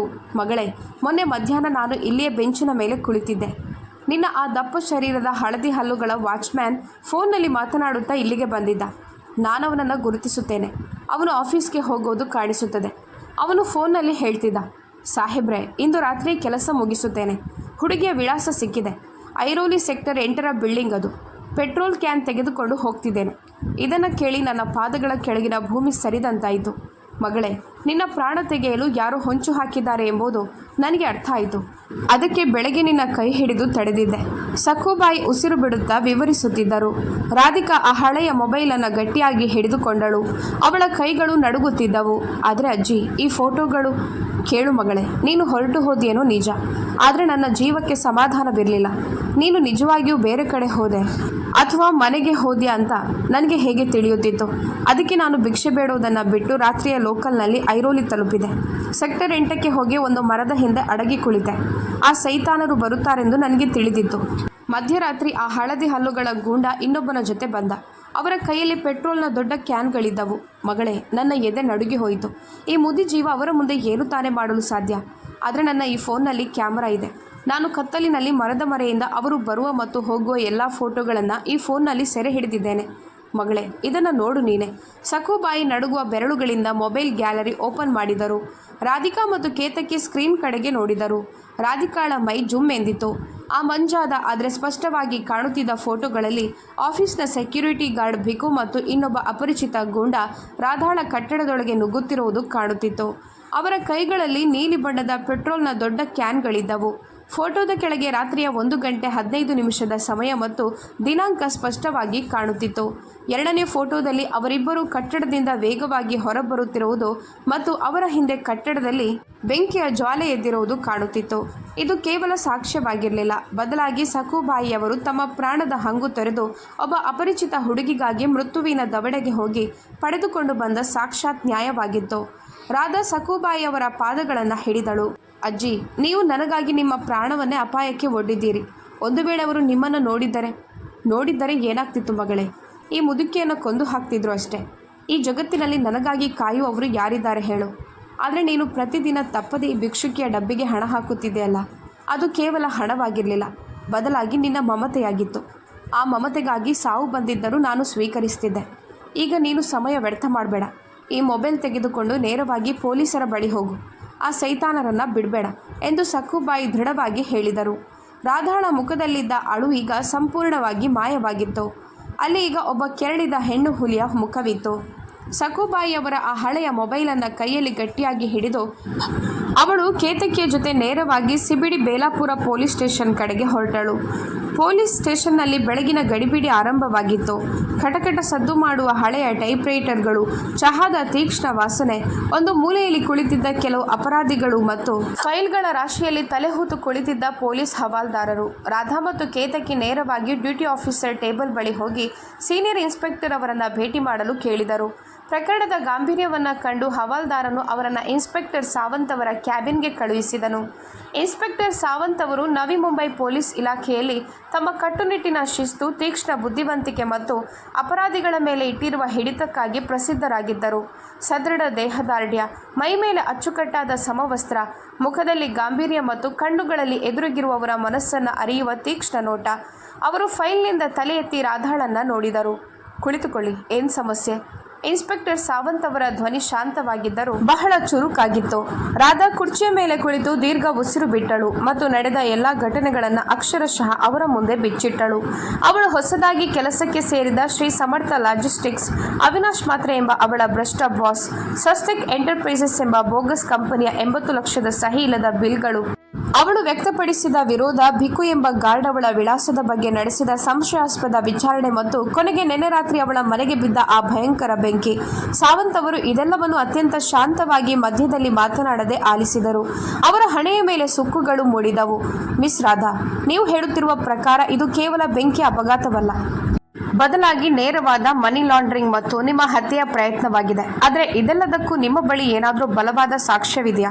ರಾಧಾ ಸಖುಬಾಯಿಯವರ ಆ ಹಳೆಯ ಮೊಬೈಲನ್ನು ಇನ್ಸ್ಪೆಕ್ಟರ್ ಸಾವಂತ್ ಅವರ ಟೇಬಲ್ ಮೇಲಿಟ್ಟು ಸ್ಕ್ರೀನ್ ಮೇಲಿನ ಆ ರಾತ್ರಿಯ ಫೋಟೋಗಳನ್ನು ತೋರಿಸಿದಳು. ಸಾವಂತ್ ಅವರು ಮೊಬೈಲ್ ಕೈಗೆತ್ತಿಕೊಂಡರು. ಫೋಟೋದಲ್ಲಿ ಪೆಟ್ರೋಲ್ ಕ್ಯಾನ್ ಹಿಡಿದಿರುವ ಭಿಕು ಮತ್ತು ಬೆಂಕಿಯ ಜ್ವಾಲೆಯನ್ನು ಅವರು ಝೂಮ್ ಮಾಡಿ ನೋಡಿದರು. ಇನ್ಸ್ಪೆಕ್ಟರ್ ಸಾವಂತ್ ಅವರ ಕಣ್ಣುಗಳಲ್ಲಿ ಒಂದು ವಿಭಿನ್ನ ಹೊಳಪು ಮೂಡಿತು. ಒಬ್ಬ ಅನುಭವಿ ಪೊಲೀಸ್ ಅಧಿಕಾರಿಗೆ ಬೇಕಾದ ಕ್ಲಿಯರ್ ಎವಿಡೆನ್ಸ್ ಅವರ ಕೈಯಲ್ಲಿತ್ತು. ಗುಡ್ ಎಂದು ಅವರು ಮೆಲ್ಲಗೆ ಉದ್ಗರಿಸಿದರು. ಅವರು ತಕ್ಷಣ ಬೆಲ್ಲೊತ್ತಿ ಹವಾಲ್ದಾರನನ್ನ ಒಳಗೆ ಕರೆದರು. ಐರೋಲಿ ಸೆಕ್ಟರ್ 8ರಲ್ಲಿ ನಿನ್ನೆ ರಾತ್ರಿ ನಡೆದ ಬೆಂಕಿಯ ಘಟನೆಯ ಫೈಲ್ ತಕ್ಷಣವೇ ನನ್ನ ಬಳಿ ತನ್ನಿ ಮತ್ತು ಮಿಸ್ ರಾಧಾ ಪಾಟೀಲ್ ಅವರ ವಿವರವಾದ ಹೇಳಿಕೆಯನ್ನು ದಾಖಲಿಸಿಕೊಳ್ಳಿ. FIR ದಾಖಲಿಸಿ. IPC ಸೆಕ್ಷನ್ 307, 436 ಮತ್ತು ಸಂಚು ರೂಪಿಸಿದ ಅಪರಾಧಗಳನ್ನು ದಾಖಲು ಮಾಡಿ. ಸಾವಂತ್ ಕುರ್ಚಿಯಿಂದ ಎದ್ದು ರಾಧಾಳನ್ನು ಗಂಭೀರವಾಗಿ ನೋಡುತ್ತಾ ಹೇಳಿದರು. ಮಿಸ್ ರಾಧಾ, ನಿಮ್ಮ ಆ ಭಿಕ್ಷುಕಿ ಅಜ್ಜಿ ಮತ್ತು ನಿಮ್ಮ ಅದೃಷ್ಟ ಇಂದು ನಿಮ್ಮನ್ನು ಉಳಿಸಿದೆ. ಅವಿನಾಶ್ ಮಾತ್ರೆ ಎಂಬ ಈ ಮನುಷ್ಯ ಕೇವಲ ಒಬ್ಬ ಸಣ್ಣ ಬಾಸ್ ಅಲ್ಲ, ಇವನು ಯಾವುದೋ ದೊಡ್ಡ ರಾಕೆಟ್ನ ಕೊಂಡಿ ಆಗಿರ್ಬೋದು. 80 ಲಕ್ಷದ ಬಿಲ್ ಅಂದರೆ ಇದೊಂದು ದೊಡ್ಡ ಹಗರಣ. ಸರ್ ಪ್ಲೀಸ್, ಆ ಅವಿನಾಶ್ ಮತ್ತು ಭಿಕುನನ್ನು ಬಂಧಿಸಿ. ಅವರು ನನ್ನ ಮನೆ ಸುಟ್ಟಿದ್ದಾರೆ. ನನ್ನ ಇಡೀ ಜೀವನ ಆ ಬೆಂಕಿಯಲ್ಲಿ ಭಸ್ಮವಾಗಿದೆ. ಅವರು ಮುಕ್ತವಾಗಿ ತಿರುಗಾಡಬಾರ್ದು ಎಂದು ರಾಧಾ ಆವೇಶದಿಂದ ಹೇಳಿದಳು. ಅವರು ಮುಕ್ತವಾಗಿ ತಿರುಗಾಡೋದಿಲ್ಲ ಎಂಬ ಗ್ಯಾರಂಟಿ ನನ್ನದು. ಆದರೆ ಇವರನ್ನು ಹಿಡಿಯಲು ನಾವೊಂದು ಆಟವಾಡಬೇಕಾಗುತ್ತದೆ ಎಂದು ಸಾವಂತ್ ಟೇಬಲ್ ಮೇಲೆ ಕೈ ಇಟ್ಟು ಹೇಳಿದರು. ಎಂಥ ಆಟ ಸರ್ ಎಂದು ಕೇತಕಿ ಕೇಳಿದಳು. ಸಾವಂತ್ ಅವರ ಮುಖದಲ್ಲಿ ಒಂದು ಸೂಚಕ ನಗು ಮೂಡಿತು. ಅವಿನಾಶ್ ಮತ್ತು ಆ ಗೂಂಡಾಗಳಿಗೆ ನೀವು ನಿನ್ನೆ ರಾತ್ರಿ ಆ ಫ್ಲ್ಯಾಟ್ನಲ್ಲಿದ್ರಿ ಅಂತ ಅನ್ನಿಸ್ತಿದೆ. ಅಂದರೆ ಅವರ ಲೆಕ್ಕದಲ್ಲಿ ರಾಧಾ ಪಾಟೀಲ್ ಬೆಂಕಿಯಲ್ಲಿ ಸುಟ್ಟು ಹೋಗಿದ್ದಾರೆ ಮತ್ತು ಅವರ ದಾರಿಯ ಮುಳ್ಳು ಶಾಶ್ವತವಾಗಿ ದೂರವಾಗಿದೆ. ಅವರು ಅದೇ ತಪ್ಪು ಕಲ್ಪನೆಯಲ್ಲಿ ಇರಲಿ. ನೀವು ಪೊಲೀಸ್ ಸ್ಟೇಷನ್ಗೆ ಬಂದಿದ್ದೀರಿ ಮತ್ತು ಬದುಕಿದ್ದೀರಿ ಎಂಬ ಸುಳಿವು ಯಾವುದೇ ಕಾರಣಕ್ಕೂ ಅವರಿಗೆ ಸಿಗಬಾರ್ದು. ರಾಧಾ ಮತ್ತು ಕೇತಕಿ ಆಶ್ಚರ್ಯದಿಂದ ಕೇಳುತ್ತಿದ್ದರು. ಇಂದಿನಿಂದ ನೀವು ಅಧಿಕೃತವಾಗಿ ನಮ್ಮ ಪಾಲಿಗೆ ನಾಪತ್ತೆಯಾಗಿದ್ದೀರಿ. ನೀವೆಲ್ಲಿಯೂ ಹೊರಗೆ ಹೋಗುವಂತಿಲ್ಲ, ಆಫೀಸ್ಗೆ ಹೋಗಬಾರ್ದು ಮತ್ತು ಯಾರಿಗೂ ಫೋನ್ ಮಾಡಬಾರ್ದು. ನಾವು ಅವಿನಾಶ್ನನ್ನ ಎಷ್ಟು ಅಸಡ್ಡೆಯಿಂದ ಇರುವಂತೆ ಮಾಡುತ್ತೇವೆ ಎಂದರೆ ಅವನು ತನ್ನ ಕಾಲ ಮೇಲೆ ತಾನೇ ಕೊಡಲಿ ಹಾಕಿಕೊಳ್ಳುತ್ತಾನೆ. ಆ ಸಂದರ್ಭವನ್ನು ಬಳಸಿಕೊಂಡು ನಾನು ಅವನ ಆಫೀಸ್ ಮೇಲೆ ರೈಡ್ ಮಾಡುತ್ತೇನೆ ಎಂದು ಸಾವಂತ್ ತಮ್ಮ ಮಾಸ್ಟರ್ ಪ್ಲಾನ್ ವಿವರಿಸಿದರು. ರಾಧಾ ಒಪ್ಪಿಗೆ ಸೂಚಿಸಿ ತಲೆ ಅಲ್ಲಾಡಿಸಿದಳು. ಈಗ ಪೊಲೀಸರ ಬುದ್ಧಿವಂತಿಕೆಯ ಚೆಸ್ಸಾಟದಲ್ಲಿ ಅವಿನಾಶ್ ಗೂಂಡಾಗಳಿಗೆ ಶಿಕ್ಷೆ ಕೊಡುವ ಸಮಯ ಬಂದಿತ್ತು. ಸಖುಬಾಯಿಯವರ ಆ ಹಳೆಯ ಮೊಬೈಲ್ ಅವಿನಾಶ್ನ ವಿನಾಶದ ಕಿಡಿಯನ್ನು ಹಚ್ಚಿತ್ತು ಮತ್ತು ಇನ್ಸ್ಪೆಕ್ಟರ್ ಸಾವಂತ್ ಅವರ ನೇತೃತ್ವದಲ್ಲಿ ಆ ಕಿಡಿ ಈಗ ಕಾಡ್ಗಿಚ್ಚಾಗುವ ಸಮಯ ಹತ್ತಿರ ಬಂದಿತ್ತು. ವಾಶಿಯಲ್ಲಿನ ಕೇತಕಿಯ ಮನೆಯಲ್ಲಿ ಇಂದು ವಿಪರೀತ ಮೌನವಿತ್ತು. ಕಿಟಕಿಗಳ ಪರದೆಗಳನ್ನು ಪೂರ್ತಿಯಾಗಿ ಎಳೆಯಲಾಗಿತ್ತು. ಇನ್ಸ್ಪೆಕ್ಟರ್ ಸಾವಂತ್ ಅವರ ಸೂಚನೆಯಂತೆ ರಾಧಿಕಾ ಜಗತ್ತಿನ ಪಾಲಿಗೆ ನಾಪತ್ತೆಯಾಗಿದ್ದಳು, ಅಥವಾ ಅವರ ಭಾಷೆಯಲ್ಲಿ ಹೇಳೋದಾದರೆ ಮೃತಪಟ್ಟಿದ್ದಳು. ಅವಳ ಫ್ಲ್ಯಾಟ್ಗೆ ಬೆಂಕಿ ಬಿದ್ದ ಸುದ್ದಿ ಸ್ಥಳೀಯ ಪತ್ರಿಕೆಗಳಲ್ಲಿ ಪ್ರಕಟವಾಗಿತ್ತು. ಅದರಲ್ಲಿ ಒಬ್ಬ ಮಹಿಳೆ ಬೆಂಕಿಯಲ್ಲಿ ಸುಟ್ಟು ಮೃತಪಟ್ಟಿರುವ ಸಾಧ್ಯತೆ ಇದೆ ಎಂಬ ಉಲ್ಲೇಖವಿತ್ತು. ಅವಿನಾಶ್ ಮಾತ್ರೆಯನ್ನು ಅಸಡ್ಡೆಯಿಂದ ಇರುವಂತೆ ಮಾಡಲು ಸಾವಂತ್ ಅವರು ಮುದ್ದಾಂ ಈ ಸುದ್ದಿಯನ್ನು ಹರಡಿಸಿದ್ದರು. ರಾಧಿಕಾ ಸೋಫಾದ ಮೇಲೆ ಕುಳಿತು ಉಸಿರು ಬಿಗಿ ಹಿಡಿದು ಆಲೋಚಿಸುತ್ತಿದ್ದಳು. ಇದ್ದಕ್ಕಿದ್ದಂತೆ ಅವಳ ತಲೆಯಲ್ಲಿ ಒಂದು ಮಿಂಚು ಮೂಡಿತು. ಕೇತಕಿ, ನನ್ನ ಲ್ಯಾಪ್ಟಾಪ್ ಎಂದು ಅವಳು ಕಿರುಚಿದಳು. ಏನಾಯಿತು? ಲ್ಯಾಪ್ಟಾಪ್ ನೆನ್ನೆ ನೀನು ಆಫೀಸ್ನಿಂದ ಬರುವಾಗ ನಿನ್ನ ಬ್ಯಾಗ್ನಲ್ಲೇ ತಂದಿದ್ದೆ ಅಲ್ವಾ ಎಂದು ಕೇತಕಿ ಆಶ್ಚರ್ಯದಿಂದ ಕೇಳಿದಳು. ಹೌದು, ಮತ್ತು ನನ್ನ ಅದೃಷ್ಟಕ್ಕೆ ಅದು ನನ್ನ ಜೊತೆ ಇತ್ತು. ಆಫೀಸ್ನ ಎಲ್ಲ ಡೇಟಾ, ನನ್ನ ಹಳೆಯ ಇಮೇಲ್ಗಳು ಅದರಲ್ಲಿವೆ. ಅವಿನಾಶ್ ಮಾತ್ರ ನನ್ನನ್ನು ಕೊಲ್ಲಲು ಸಂಚು ರೂಪಿಸಿದ್ದರೂ ನಾನವನ ಕಪ್ಪು ದಂಧೆಗಳನ್ನು ಹೀಗೆ ಬಿಡೋದಿಲ್ಲ. ರಾಧಿಕಾ ಜಟ್ಪಟ್ ಎಂದು ಲ್ಯಾಪ್ಟಾಪನ್ನು ಬ್ಯಾಗ್ನಿಂದ ಹೊರಗೆ ತೆಗೆದಳು. ಅವಳು ಲ್ಯಾಪ್ಟಾಪ್ ಚಾಲನೆ ಮಾಡಿದಳು. ಅವಳ ಕೈಗಳು ಕೀಬೋರ್ಡ್ ಮೇಲೆ ವೇಗವಾಗಿ ಚಲಿಸತೊಡಗಿದವು. ಕಳೆದ 2 ತಿಂಗಳಲ್ಲಿ ಅವಳು ಕಳುಹಿಸಿದ ಇಮೇಲ್ಗಳು, ಡ್ರಾಫ್ಟ್ಗಳು ಮತ್ತು ಡೌನ್ಲೋಡ್ ಮಾಡಿದ ಕೆಲವು ಫೈಲ್ಗಳನ್ನು ಅವಳು ಸೂಕ್ಷ್ಮವಾಗಿ ಪರಿಶೀಲಿಸತೊಡಗಿದಳು. ಅವಿನಾಶ್ ಬಹಳ ಕುತಂತ್ರಿಯಾಗಿದ್ದ. ಅವನು ಮುಖ್ಯ ಸರ್ವರ್ನಿಂದ ಸಾಕಷ್ಟು ವ್ಯವಹಾರಗಳ ಮಾಹಿತಿಯನ್ನು ಅಳಿಸಿ ಹಾಕಿದ್ದ. ಆದರೆ ರಾಧಿಕಾ ಒಬ್ಬ ನಿಖರವಾದ ಅಕೌಂಟೆಂಟ್ ಆಗಿದ್ದಳು. ಡೇಟಾವನ್ನು ಎಲ್ಲಿಂದ ಹೇಗೆ ಪಡೆಯಬೇಕು ಎಂಬುದು ಅವಳಿಗೆ ಚೆನ್ನಾಗಿ ತಿಳಿದಿತ್ತು. ಅವಳು ಟ್ರ್ಯಾಶ್ ಫೋಲ್ಡರ್ ಮತ್ತು ಕೆಲವು ಹಿಡನ್ ಫೈಲ್ಗಳನ್ನು ಹುಡುಕಲು ಪ್ರಾರಂಭಿಸಿದಳು. ಸುಮಾರು 2 ಗಂಟೆಗಳ ಸತತ ಹುಡುಕಾಟದ ನಂತರ ಅವಳ ಕಣ್ಣುಗಳಲ್ಲಿ ಒಂದು ಹೊಳಪು ಮೂಡಿತು. ಸಿಕ್ತು ಕೇತಕಿ, ಇಲ್ಲಿ ನೋಡು. ರಾಧಿಕಾ ಕೇತಕಿಯನ್ನು ಹತ್ತಿರ ಕರೆದಳು. ಸ್ಕ್ರೀನ್ ಮೇಲೆ ಪ್ರಾಜೆಕ್ಟ್ ಸ್ವಸ್ತಿಕ್ ಕಾನ್ಫಿಡೆನ್ಷಿಯಲ್ ಹೆಸರಿನ ಒಂದು ಎಕ್ಸೆಸ್ ಫೈಲ್ಸ್ ತೆರೆದಿತ್ತು. ಅದರಲ್ಲಿ ಕೇವಲ 80 ಲಕ್ಷವಲ್ಲ, ಬದಲಾಗಿ ಬರೋಬ್ಬರಿ 20 ಕೋಟಿ ರೂಪಾಯಿಗಳ ವ್ಯವಹಾರಗಳ ದಾಖಲೆ ಇತ್ತು. ಸ್ವಸ್ತಿಕ್ ಎಂಟರ್ಪ್ರೈಸಸ್ ಎಂಬ ಕಂಪನಿಯು ಅಸ್ತಿತ್ವದಲ್ಲೇ ಇರಲಿಲ್ಲ. ಕೆಲವು ಡಮ್ಮಿ ಡೈರೆಕ್ಟರ್ಗಳ ಹೆಸರುಗಳು, ಸುಳ್ಳು ಪ್ಯಾನ್ ನಂಬರ್ಗಳು ಮತ್ತು ಬೋಗಸ್ GST ಬಿಲ್ಗಳನ್ನು ಬಳಸಿ ಈ ಕಪ್ಪು ಹಣವನ್ನು ಮಾರಿಷಸ್ ಮತ್ತು ದುಬೈನ ಕೆಲವು ಆಫ್ಶೋರ್ ಅಕೌಂಟ್ಗಳಿಗೆ ವರ್ಗಾಯಿಸಲಾಗುತ್ತಿತ್ತು. ಆ ಫೈಲ್ನಲ್ಲಿ ಹವಾಲಾ ಆಪರೇಟರ್ಗಳ ಫೋನ್ ನಂಬರ್ಗಳು ಮತ್ತು ಅವಿನಾಶ್ನ ಸಹಿಯ ಸ್ಕ್ಯಾನ್ ಕಾಪಿಗಳಿದ್ದವು. ಇದೊಂದು ಬೃಹತ್ ಅಂತಾರಾಷ್ಟ್ರೀಯ ಮನಿ ಲಾಂಡರಿಂಗ್ ಹಗರಣವಾಗಿತ್ತು. ರಾಧಿಕಾ ಸ್ವಲ್ಪವೂ ಸಮಯ ವ್ಯರ್ಥ ಮಾಡದೆ ಆ ಸಂಪೂರ್ಣ ಡೇಟಾ, ಬೋಗಸ್ ರಸೀದಿಗಳ ಸ್ಕ್ರೀನ್ಶಾಟ್ ಮತ್ತು ಆ ಎಕ್ಸೆಸ್ ಫೈಲನ್ನು ಜಿಪ್ ಮಾಡಿದಳು ಮತ್ತು ಅದನ್ನು ಇನ್ಸ್ಪೆಕ್ಟರ್ ಸಾವಂತ್ ಅವರ ಅಧಿಕೃತ ಇಮೇಲ್ ಐಡಿಗೆ ಕಳುಹಿಸಿದಳು. ಅದರ ಜೊತೆಗೆ ಅವಳು ಒಂದು ಸಂದೇಶ ಬರೆದಳು. ಸರ್, ಇದು ಅವಿನಾಶ್ ಮಾತ್ರೆಯ ಮೃತ್ಯುಲೇಖ. ಈಗ ಅವನಿಗೆ ಓಡಿ ಹೋಗಲು ಜಾಗ ಉಳಿಸಬೇಡಿ. ಇನ್ನೊಂದೆಡೆ ಬೇಲಾಪುರ ಪೊಲೀಸ್ ಸ್ಟೇಷನ್ನಲ್ಲಿ ಇನ್ಸ್ಪೆಕ್ಟರ್ ಸಾವಂತ್ ಅವರ ಲ್ಯಾಪ್ಟಾಪ್ನಲ್ಲಿ ಪಿಂಗ್ ಎಂಬ ಶಬ್ದ ಕೇಳಿಸಿತು. ಅವರು ಆ ಇಮೇಲ್ ತೆರೆದರು. ಡೇಟಾ ನೋಡುತ್ತಿದ್ದಂತೆ ಅವರ ಮುಖದಲ್ಲಿ ಅತ್ಯಂತ ಕ್ರೂರ ಮತ್ತು ವಿಜಯ್ ನಗು ಮೂಡಿತು. ಅವರು ಫೈಲನ್ನು ಜೋರಾಗಿ ಮುಚ್ಚಿದರು ಮತ್ತು ತಮ್ಮ ಸೊಂಟದಲ್ಲಿದ್ದ ಸರ್ವಿಸ್ ರಿವಾಲ್ವರನ್ನು ಪರಿಶೀಲಿಸಿ ಹೋಲ್ಸ್ಟರ್ನಲ್ಲಿ ಸಿಕ್ಕಿಸಿಕೊಂಡರು. ನಮ್ಮ ಸ್ಟ್ರೈಕ್ ಟೀಮ್ ರೆಡಿ ಮಾಡಿ, 2 ಜೀಪ್ ತೆಗೆಯಿರಿ. ಶಿಕಾರಿ ಬಲೆಯಲ್ಲಿ ಸಿಕ್ಕಿ ಬಿದ್ದಿದೆ. ಇಂದು ಶ್ರೀ ಸಮರ್ಥ ಲಾಜಿಸ್ಟಿಕ್ಸ್ನ ಗಾಳಿ ತೆಗೆಯುವ ಸಮಯ ಬಂದಿದೆ. ಸಾವಂತ್ ಅವರ ಧ್ವನಿ ಇಡೀ ಪೊಲೀಸ್ ಸ್ಟೇಷನ್ನಲ್ಲಿ ಪ್ರತಿಧ್ವನಿಸಿತು. 5 ನಿಮಿಷಗಳಲ್ಲಿ 2 ಪೊಲೀಸ್ ಜೀಪ್ಗಳು ಸೈರನ್ ಬಾರಿಸದೆ ಬೇಲಾಪುರ ಸೆಕ್ಟರ್ 11ರ ದಿಕ್ಕಿನಲ್ಲಿ ವೇಗವಾಗಿ ಹೊರಟವು. ಇತ್ತ ಸಿಬಿಡಿ ಬೇಲಾಪುರದ ಶ್ರೀ ಸಮರ್ಥ ಲಾಜಿಸ್ಟಿಕ್ಸ್ನಲ್ಲಿ ಅತೀವ ಶಾಂತತೆ ಇತ್ತು. ಅವಿನಾಶ್ ಮಾತ್ರ ತನ್ನ ರಿವಾಲ್ವಿಂಗ್ ಚೇರ್ ಮೇಲೆ ಆರಾಮಾಗಿ ಕುಳಿತಿದ್ದನು. ಅವನ ಕೈಯಲ್ಲಿ ಕಾಫಿ ಮಗ್ ಇತ್ತು ಮತ್ತು ಮುಖದಲ್ಲಿ ಒಂದು ಕುಟಿಲ ವಿಜಯ್ ನಗು ಇತ್ತು. ಅವನು ಬೆಳಗ್ಗೆಯ ಪೇಪರ್ನಲ್ಲಿ ಐರೋಲಿಯ ಬೆಂಕಿಯ ಸುದ್ದಿ ಓದಿದ್ದನು. ರಾಧಿಕಾ ಪಾಟೀಲ್ ಎಂಬ ಪ್ರಕರಣ ಶಾಶ್ವತವಾಗಿ ಮುಗಿಯಿತು ಎಂಬ ಭ್ರಮೆಯಲ್ಲಿದ್ದನು. ಅವನು ಹೊರಗಿನ ಡ್ರೆಸ್ ಮೇಲೆ ಸೆಕ್ಯೂರಿಟಿ ಗಾರ್ಡ್ ಭಿಕು ಬಾಯಲ್ಲಿ ಮಾವಾಗಿಯುತ್ತಾ ನಿರ್ಭಯವಾಗಿ ಮೊಬೈಲ್ನಲ್ಲಿ ಹಾಡು ಕೇಳುತ್ತಾ ಕುಳಿತಿದ್ದನು. ಇನ್ನು ತಮ್ಮನ್ನ ಯಾರೂ ತಡೆಯಲು ಸಾಧ್ಯವಿಲ್ಲ ಎಂದು ಅವರು ಭಾವಿಸಿದ್ದರು. ಆದರೆ ಇದ್ದಕ್ಕಿದ್ದಂತೆ ಧಡಾಮ್, ಆಫೀಸ್ನ ಗಾಜಿನ ಮುಖ್ಯ ಬಾಗಿಲು ಯಾವುದೋ ಬಿರುಗಾಳಿ ಅಪ್ಪಳಿಸಿದಂತೆ ಭಾರೀ ಶಬ್ದದೊಂದಿಗೆ ತೆರೆಯಲ್ಪಟ್ಟಿತು. ಪೊಲೀಸ್, ಯಾರೂ ಇದ್ದ ಜಾಗದಿಂದ ಅಲುಗಾಡಬಾರ್ದು. ಕೈಗಳನ್ನು ಮೇಲೆತ್ತಿ. ಇನ್ಸ್ಪೆಕ್ಟರ್ ಸಾವಂತ್ ಅವರ ಗಂಭೀರ ಮತ್ತು ತೀಕ್ಷ್ಣ ಧ್ವನಿ ಆಫೀಸ್ನ ಗೋಡೆಗಳನ್ನು ನಡುಗಿಸಿತು. ಅವರ ಹಿಂದೆ 5-6 ಬಲಿಷ್ಠ ಸಶಸ್ತ್ರ ಪೊಲೀಸರು ಆಫೀಸ್ನೊಳಗೆ ನುಗ್ಗಿದರು. ಅನಿರೀಕ್ಷಿತವಾಗಿ ನಡೆದ ಈ ದಾಳಿಯಿಂದ ಬಿಕುನ ಎದೆ ನಡುಗಿತು. ಪೊಲೀಸರನ್ನು ನೋಡುತ್ತಿದ್ದಂತೆಯೇ ಅವನು ಬಾಯಲ್ಲಿದ್ದ ಮಾವವನ್ನು ಅಲ್ಲಿಯೇ ಉಗುಳಿ ಹಿಂಬದಿಯ ಎಮರ್ಜೆನ್ಸಿ ಎಕ್ಸಿಟ್ ಬಾಗಿಲಿನ ಕಡೆಗೆ ಪ್ರಾಣಾಪಾಯದಿಂದ ಓಡಿದನು. ಹಿಡೀರಿ ಅವನನ್ನು, ಸಾವಂತ್ ಕೂಗಿದರು. ಭಿಕು ಬಾಗಿಲು ತೆರೆಯಲು ಹೋದಾಗ ಹೊರಗಿನಿಂದಲೇ ಹೊಂಚು ಹಾಕಿದ್ದ ಹವಾಲ್ದಾರ್ ಬಾಗಿಲನ್ನು ಜೋರಾಗಿ ತಳ್ಳಿದರು ಮತ್ತು ಭಿಕುನ ಎದೆಯ ಮೇಲೆ ಭರ್ಜರಿ ಒದೆ ನೀಡಿದರು. ಭಿಕು ಹಾರಿ ಹೋಗಿ ಒಂದು ಡೆಸ್ಕ್ ಮೇಲೆ ಅಪ್ಪಳಿಸಿದನು. ಆದರೆ ಅವನು ಕುಖ್ಯಾತ ಗೂಂಡನಾಗಿದ್ದರಿಂದ ತಕ್ಷಣ ಎದ್ದು ಪಕ್ಕದಲ್ಲಿದ್ದ ಒಂದು ಭಾರವಾದ ಪೇಪರ್ ವೇಟ್ ಎತ್ತಿಕೊಂಡು ಅವರ ತಲೆಗೆ ಹೊಡೆಯಲು ಕೈ ಎತ್ತಿದನು. ಆದರೆ ಅಷ್ಟರಲ್ಲೇ ಇನ್ಸ್ಪೆಕ್ಟರ್ ಸಾವಂತ್ ಹುಲಿಯಂದೆ ಅವನ ಮೇಲೆ ಜಿಗಿದರು. ಸಾವಂತ್ ಅವರು ಅವನ ಕೈಯನ್ನು ಹವೆಯಲ್ಲೇ ಹಿಡಿದು ತಿರುಗಿಸಿದರು ಮತ್ತು ಅವನ ಕೆನ್ನೆಗೆ ಎಂತಹ ಏಟು ನೀಡಿದರೆಂದರೆ ಬಿಕುನ ಬಾಯಿಂದ ರಕ್ತ ಚಿಮ್ಮತೊಡಗಿತು. ನಿನ್ನ ಇದೇ ಕೈಗಳಿಂದಲ್ವಾ ನಿನ್ನೆ ರಾತ್ರಿ ಆ ಹುಡುಗಿಯ ಮನೆಗೆ ಬೆಂಕಿ ಹಚ್ಚಿದ್ದು? ಹಲ್ಕ ನಾಯಿ, ಇಂದು ನಿನ್ನ ಕೈಗಳನ್ನೇ ಬುಡ ಸಮೇತ ಕಿತ್ತು ಹಾಕುತ್ತೇನೆ ತಡಿ ಎಂದು ಸಾವಂತ್ ಅವನನ್ನು ನೆಲಕ್ಕೆ ಬೀಳಿಸಿದರು. ಇಬ್ಬರು ಪೊಲೀಸರು ಅವನ ಬೆನ್ನಿನ ಮೇಲೆ ಮೊಣಕಾಲು ಊರಿ ಅವನ ಕೈಗಳನ್ನು ಹಿಂದಕ್ಕೆ ತಿರುಗಿಸಿ ಹಗ್ಗ ಜಗ್ಗಾಟ ನಡೆಸಿ ಬೇಡಿ ತೊಡಿಸಿದರು. ಬಿಕ್ಕು ನೋವಿನಿಂದ ನರಳುತ್ತಾ ನೆಲದ ಮೇಲೆ ಬಿದ್ದಿದ್ದನು. ಅವನ ಎಲ್ಲ ಗೂಂಡಾಗಿರಿ ಒಂದೇ ಕ್ಷಣದಲ್ಲಿ ಮಣ್ಣು ಪಾಲಾಗಿತ್ತು. ಹೊರಗಿನ ಗದ್ದಲ ಕೇಳಿ ಅವಿನಾಶ್ ಮಾತ್ರ ತನ್ನ ಕ್ಯಾಬಿನ್ನಿಂದ ಬೆವರುತ್ತಾ ಹೊರಬಂದನು. ಎದುರಿಗಿದ್ದ ದೃಶ್ಯ ಕಂಡು ಅವನ ಪಾದಗಳ ಕೆಳಗಿನ ಭೂಮಿ ನಡುಗಿತು. ಆದರೂ ಅವನು ತನ್ನ ಸುಳ್ಳು ಗತ್ತನ್ನು ತೋರಿಸಲು ಪ್ರಯತ್ನಿಸಿದನು. What is this inspector? ನೀವು ಯಾರ ಆಫೀಸ್ಗೆ ನುಗ್ತಿದ್ದೀರಿ ಎಂಬ ಅರಿವಿದೆಯಾ? ನನಗೆ ರಾಜಕೀಯ ಪ್ರಭಾವವಿದೆ. ನಾನು ನಿಮ್ಮ ಕೆರಿಯರ್ ಹಾಳು ಮಾಡುತ್ತೇನೆ. ನಾನೀಗಲೇ ನನ್ನ ಲಾಯರ್ಗೆ ಫೋನ್ ಮಾಡುತ್ತೇನೆ ಎಂದು ಅವಿನಾಶ್ ಜೇಬಿನಿಂದ ಫೋನ್ ತೆಗೆದು ನಡುಗುವ ಧ್ವನಿಯಲ್ಲಿ ಕಿರುಚಲು ಪ್ರಯತ್ನಿಸಿದನು. ಸಾವಂತ್ ಅತ್ಯಂತ ಶಾಂತ ಹೆಜ್ಜೆಗಳಿಂದ ಮುಖದಲ್ಲಿ ಒಂದು ಭಯಾನಕ ಮೌನ ಹೊತ್ತು ಅವಿನಾಶ್ನ ಕಡೆಗೆ ನಡೆದರು. ಅವರು ಒಂದೇ ಏಟಿಗೆ ಅವಿನಾಶ್ನ ಕೈಯಲ್ಲಿದ್ದ ಫೋನ್ ಕಿತ್ತುಕೊಂಡು ಗೋಡೆಗೆ ಎಸೆದರು. ಫೋನ್ ಚೂರಾಯಿತು. ಸಾವಂತ್ ಅವಿನಾಶ್ನ ಕಾಲರ್ ಹಿಡಿದು ಅವನನ್ನು ಎಳೆಯುತ್ತಾ ಅವನದ್ದೇ ಕ್ಯಾಬಿನ್ನೊಳಗೆ ಕರೆದೊಯ್ದರು. ನಿನ್ನ ಲಾಯರ್ ಮತ್ತು ನಿನ್ನ ರಾಜಕೀಯ ಅಪ್ಪಂದಿರೆಲ್ಲರನ್ನ ಕರೆಸಿಕೊ. ಯಾಕಂದರೆ ಇಂದಿನಿಂದ ಮುಂದಿನ 20 ವರ್ಷ ನೀನು ಸೂರ್ಯನ ಬೆಳಕನ್ನು ನೋಡಲು ಸಾಧ್ಯ ಇಲ್ಲ. ಸಾವಂತ್ ಅವರು ರಾಧಾ ಕಳುಹಿಸಿದ್ದ ಇಮೇಲ್ನ ಸೆಟ್ ಮತ್ತು ಬೋಗಸ್ ಲೆಜರ್ ಪ್ರಿಂಟ್ಔಟ್ಗಳನ್ನು ಅವಿನಾಶ್ನ ಮುಖಕ್ಕೆ ಎಸೆದರು. ಆ ಕಾಗದಗಳು ಗಾಳಿಯಲ್ಲಿ ಹಾರುತ್ತಾ ಕೆಳಗೆ ಬಿದ್ದವು. 20 ಕೋಟಿ ರೂಪಾಯಿಗಳ ಮನಿ ಲಾಂಡ್ರಿಂಗ್ ಹಗರಣ, ನಕಲಿ ಕಂಪನಿಗಳು, ಹವಾಲಾ ರಾಕೆಟ್ ಮತ್ತು ಎಲ್ಲಕ್ಕಿಂತ ಮುಖ್ಯವಾಗಿ ರಾಧಾ ಪಾಟೀಲ್ ಹತ್ಯೆಗೆ ಸಂಚು ರೂಪಿಸಿ ಅವಳ ಮನೆಗೆ ಬೆಂಕಿ ಹಚ್ಚಿದ್ದು. ಇಷ್ಟೊಂದು ಸೆಕ್ಷನ್ಗಳನ್ನು ಹಾಕಿದ್ದೇನೆಂದರೆ ನಿನಗೆ ಜೀವಾವಧಿ ಶಿಕ್ಷೆ ಖಚಿತ ಎಂದು ಸಾವಂತ್ ಅವಿನಾಶ್ನ ಕಿವಿಯ ಹತ್ತಿರ ಹೋಗಿ ತಣ್ಣನೆಯ ಧ್ವನಿಯಲ್ಲಿ ಹೇಳಿದರು.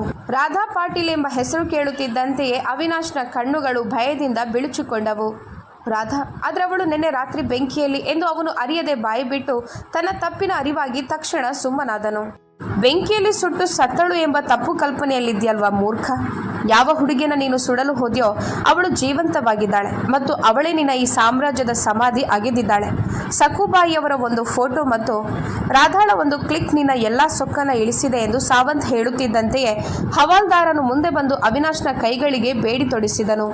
ಅವಿನಾಶ್ ಮಾತ್ರೆಯ ಆ ಬ್ರ್ಯಾಂಡೆಡ್ ಸೂಟು, ಆ ಚಿನ್ನದ ಫ್ರೇಮ್ನ ಕನ್ನಡಕ ಮತ್ತು ಆ ಸುಳ್ಳು ಗತ್ತು ಎಲ್ಲವೂ ಕ್ಷಣಾರ್ಧದಲ್ಲಿ ಧೂಳಿಪಟವಾಯಿತು. ಅವನು ಅಕ್ಷರಶಃ ಅಳಲಾರಂಭಿಸಿದನು. ಸರ್ ನನ್ನನ್ನು ಕ್ಷಮಿಸಿ, ನನ್ನಿಂದ ತಪ್ಪಾಯಿತು. ತಪ್ಪಲ್ಲ, ನೀನು ಪಾಪ ಮಾಡಿದ್ಯಾ ಮತ್ತು ಪಾಪದ ಶಿಕ್ಷೆ ಕೇವಲ ಜೈಲು ಮಾತ್ರ. ಕರೆದೊಯ್ಯಿರಿ ಇವರಿಬ್ಬರನ್ನು ಗಾಡಿಗೆ ಮತ್ತು ಇಡೀ ಆಫೀಸ್ ಸೀಲ್ ಮಾಡಿ ಎಂದು ಸಾವಂತ್ ಆದೇಶಿಸಿದರು. ಬಿಕ್ಕು ಮತ್ತು ಅವಿನಾಶ್ನ ಕಾಲರ್ ಹಿಡಿದು ಎಳೆಯುತ್ತಾ ಕಟ್ಟಡದ ಹೊರಗೆ ತರಲಾಯಿತು. ಇಡೀ ಕಾಂಪ್ಲೆಕ್ಸ್ನ ಜನರು ಈ ದೃಶ್ಯವನ್ನು ನೋಡುತ್ತಿದ್ದರು. ಅವರನ್ನು ಪೊಲೀಸ್ ಜೀಪ್ನಲ್ಲಿ ತುಂಬಿಸಿ ಸ್ಟೇಷನ್ ಕಡೆಗೆ ಕೊಂಡೊಯ್ಯಲಾಯಿತು. ಇತ್ತ ವಾಶಿಯಲ್ಲಿ ರಾಧಾ ಕೇತಕಿಯ ಮನೆಯಲ್ಲಿ ಆತಂಕದಿಂದ ಅಲೆದಾಡುತ್ತಿದ್ದಳು. ಅವಳ ಗಮನ ಕೇವಲ ಫೋನ್ ಮೇಲಿತ್ತು. ಪ್ರತಿಯೊಂದು ನಿಮಿಷವೂ ಅವಳಿಗೆ ಒಂದು ಗಂಟೆಯಂತೆ ಭಾಸವಾಗುತ್ತಿತ್ತು. ಇದ್ದಕ್ಕಿದ್ದಂತೆ ಅವಳ ಮೊಬೈಲ್ ಸದ್ದು ಮಾಡಿತು. ಸ್ಕ್ರೀನ್ ಮೇಲೆ ಇನ್ಸ್ಪೆಕ್ಟರ್ ಸಾವಂತ್ ಎಂಬ ಹೆಸರು ಮಿನುಗುತ್ತಿತ್ತು. ಅವಳು ನಡುಗುವ ಕೈಗಳಿಂದ ಫೋನ್ ಎತ್ತಿಕೊಂಡಳು. Hello sir. ಅತ್ತ ಕಡೆಯಿಂದ ಸಾವಂತ್ ಅವರ ಶಾಂತ ಮತ್ತು ಭರವಸೆಯ ಧ್ವನಿ ಕೇಳಿಸಿತು. ಮಿಸ್ ರಾಧಾ, ನೀವೀಗ ನೆಮ್ಮದಿಯ ನಿಟ್ಟುಸಿರು ಬಿಡ್ಬೋದು. ನಿಮ್ಮ ಬಾಸ್ ಅವಿನಾಶ್ ಮಾತ್ರೆ ಮತ್ತು ಆ ಭಿಕ್ಕು ಇಬ್ಬರು ಸದ್ಯಕ್ಕೆ ನನ್ನ ಗಾಡಿಯಲ್ಲಿ ಅತಿಥಿಗಳಾಗಿ ಕುಳಿತಿದ್ದಾರೆ. ಶಿಕಾರಿ ಬಲೆಯಲ್ಲಿ ಸಿಕ್ಕಿಬಿದ್ದಿದೆ. ನಿಮ್ಮ ಮೇಲಿದ್ದ ಅಪಾಯ ಶಾಶ್ವತವಾಗಿ ದೂರವಾಗಿದೆ. ಈ ಮಾತುಗಳು ಕಿವಿಗೆ ಬೀಳುತ್ತಿದ್ದಂತೆಯೇ ರಾಧಾಳ ಕೈಯಿಂದ ಫೋನ್ ಕೆಳಗೆ ಜಾರಿತು. ಅವಳ ದೇಹದ ಶಕ್ತಿಯೆಲ್ಲ ಉಡುಗಿದಂತಾಯಿತು. ಅವಳು ಹಾಗೆ ನೆಲದ ಮೇಲೆ ಕುಳಿತು ಕೇತಕಿಯನ್ನು ಗಟ್ಟಿಯಾಗಿ ಅಪ್ಪಿಕೊಂಡಳು. ಅವಳ ಕಣ್ಣುಗಳಿಂದ ಧಾರಾಕಾರವಾಗಿ ಕಣ್ಣೀರು ಹರಿಯತೊಡಗಿತು. ಆದರೆ ಈ ಕಣ್ಣೀರು ದುಃಖದ್ದಾಗಿರಲಿಲ್ಲ. ಬದಲಾಗಿ ಅದು ವಿಜಯದ ಸಂಕೇತವಾಗಿತ್ತು. ಸಾವಿನ ಆ ಭಯಾನಕ ಕತ್ತಲೆಯಿಂದ ಹೊರಬಂದು ಬೆಳಕಿಗೆ ಬಂದ ಕ್ಷಣವದು. ಯಾವ ಮನುಷ್ಯ ಅವಳ ಸರ್ವಸ್ವವನ್ನು ಸುಟ್ಟು ವಿನಾಶ ಮಾಡಿದ್ದನೋ ಅವನಿಗೆ ಇಂದು ತನ್ನ ಕರ್ಮದ ಫಲ ಸಿಕ್ಕಿತ್ತು. ನಾವು ಗೆದ್ದೆವು ಕೇತಕಿ, ನಾವು ಗೆದ್ದೆವು. ನನ್ನ ಪ್ರಾಣ ಉಳಿಯಿತು ಎಂದು ರಾಧಾ ಬಿಕ್ಕಳಿಸುತ್ತಾ ನಗುತ್ತಿದ್ದಳು. ವಿಧಿಯು ಅವಳಿಗೆ ಬೂದಿಯಿಂದ ಮತ್ತೆ ಎದ್ದು ನಿಲ್ಲುವ ಅವಕಾಶವನ್ನು ನೀಡಿತ್ತು ಮತ್ತು ಈ ಅವಕಾಶ ಅವಳಿಗೆ ಸಿಕ್ಕಿದ್ದು ಕೇವಲ ಸ್ಟೇಷನ್ ಹೊರಗೆ ಕುಳಿತುಕೊಳ್ಳುವ ಆ ಬಡ ಸಖುಬಾಯಿಯವರಿಂದಾಗಿ. ಈಗ ಆ ಕೃತಜ್ಞತೆಯನ್ನು ತೀರಿಸುವ ಸಮಯ ಬಂದಿತ್ತು. ರಾಧಾಳ ಕಣ್ಣುಗಳಲ್ಲಿ ಈಗ ಸಖುಬಾಯಿಯವರಿಗಾಗಿ ಒಂದು ಹೊಸ ಸಂಕಲ್ಪ ಆಕಾರ ಪಡೆಯುತ್ತಿತ್ತು. ಇನ್ಸ್ಪೆಕ್ಟರ್ ಸಾವಂತ್ ಅವರ ಆ ಧೈರ್ಯದ ಮತ್ತು ನಿಖರವಾದ ಕ್ರಮದ ನಂತರ ಅವಿನಾಶ್ ಮಾತ್ರೆ ಮತ್ತು ಅವನ ಗೂಂಡಾಗಳ ಸಾಮ್ರಾಜ್ಯ ಸಂಪೂರ್ಣವಾಗಿ ಧೂಳಿಪಟವಾಯಿತು. 80 ಲಕ್ಷದ ಬೋಗಸ್ ಬಿಲ್ಗಳು, 20 ಕೋಟಿಯ ಅಂತಾರಾಷ್ಟ್ರೀಯ ಮನಿ ಲಾಂಡ್ರಿಂಗ್ ಹಗರಣ ಮತ್ತು ರಾಧಾಳ ಹತ್ಯೆಯ ಸಂಚು, ಈ ಎಲ್ಲ ಭದ್ರ ಸಾಕ್ಷ್ಯಗಳೊಂದಿಗೆ ಪೊಲೀಸರು ನ್ಯಾಯಾಲಯದಲ್ಲಿ ಎಂಥ ಭರ್ಜರಿ ಚಾರ್ಜ್ ಶೀಟ್ ಸಲ್ಲಿಸಿದರೆಂದರೆ ಯಾವ ವಕೀಲರಿಗೂ ಅವರಿಗೆ ಜಾಮೀನು ಕೊಡಿಸಲು ಸಾಧ್ಯವಾಗಲಿಲ್ಲ.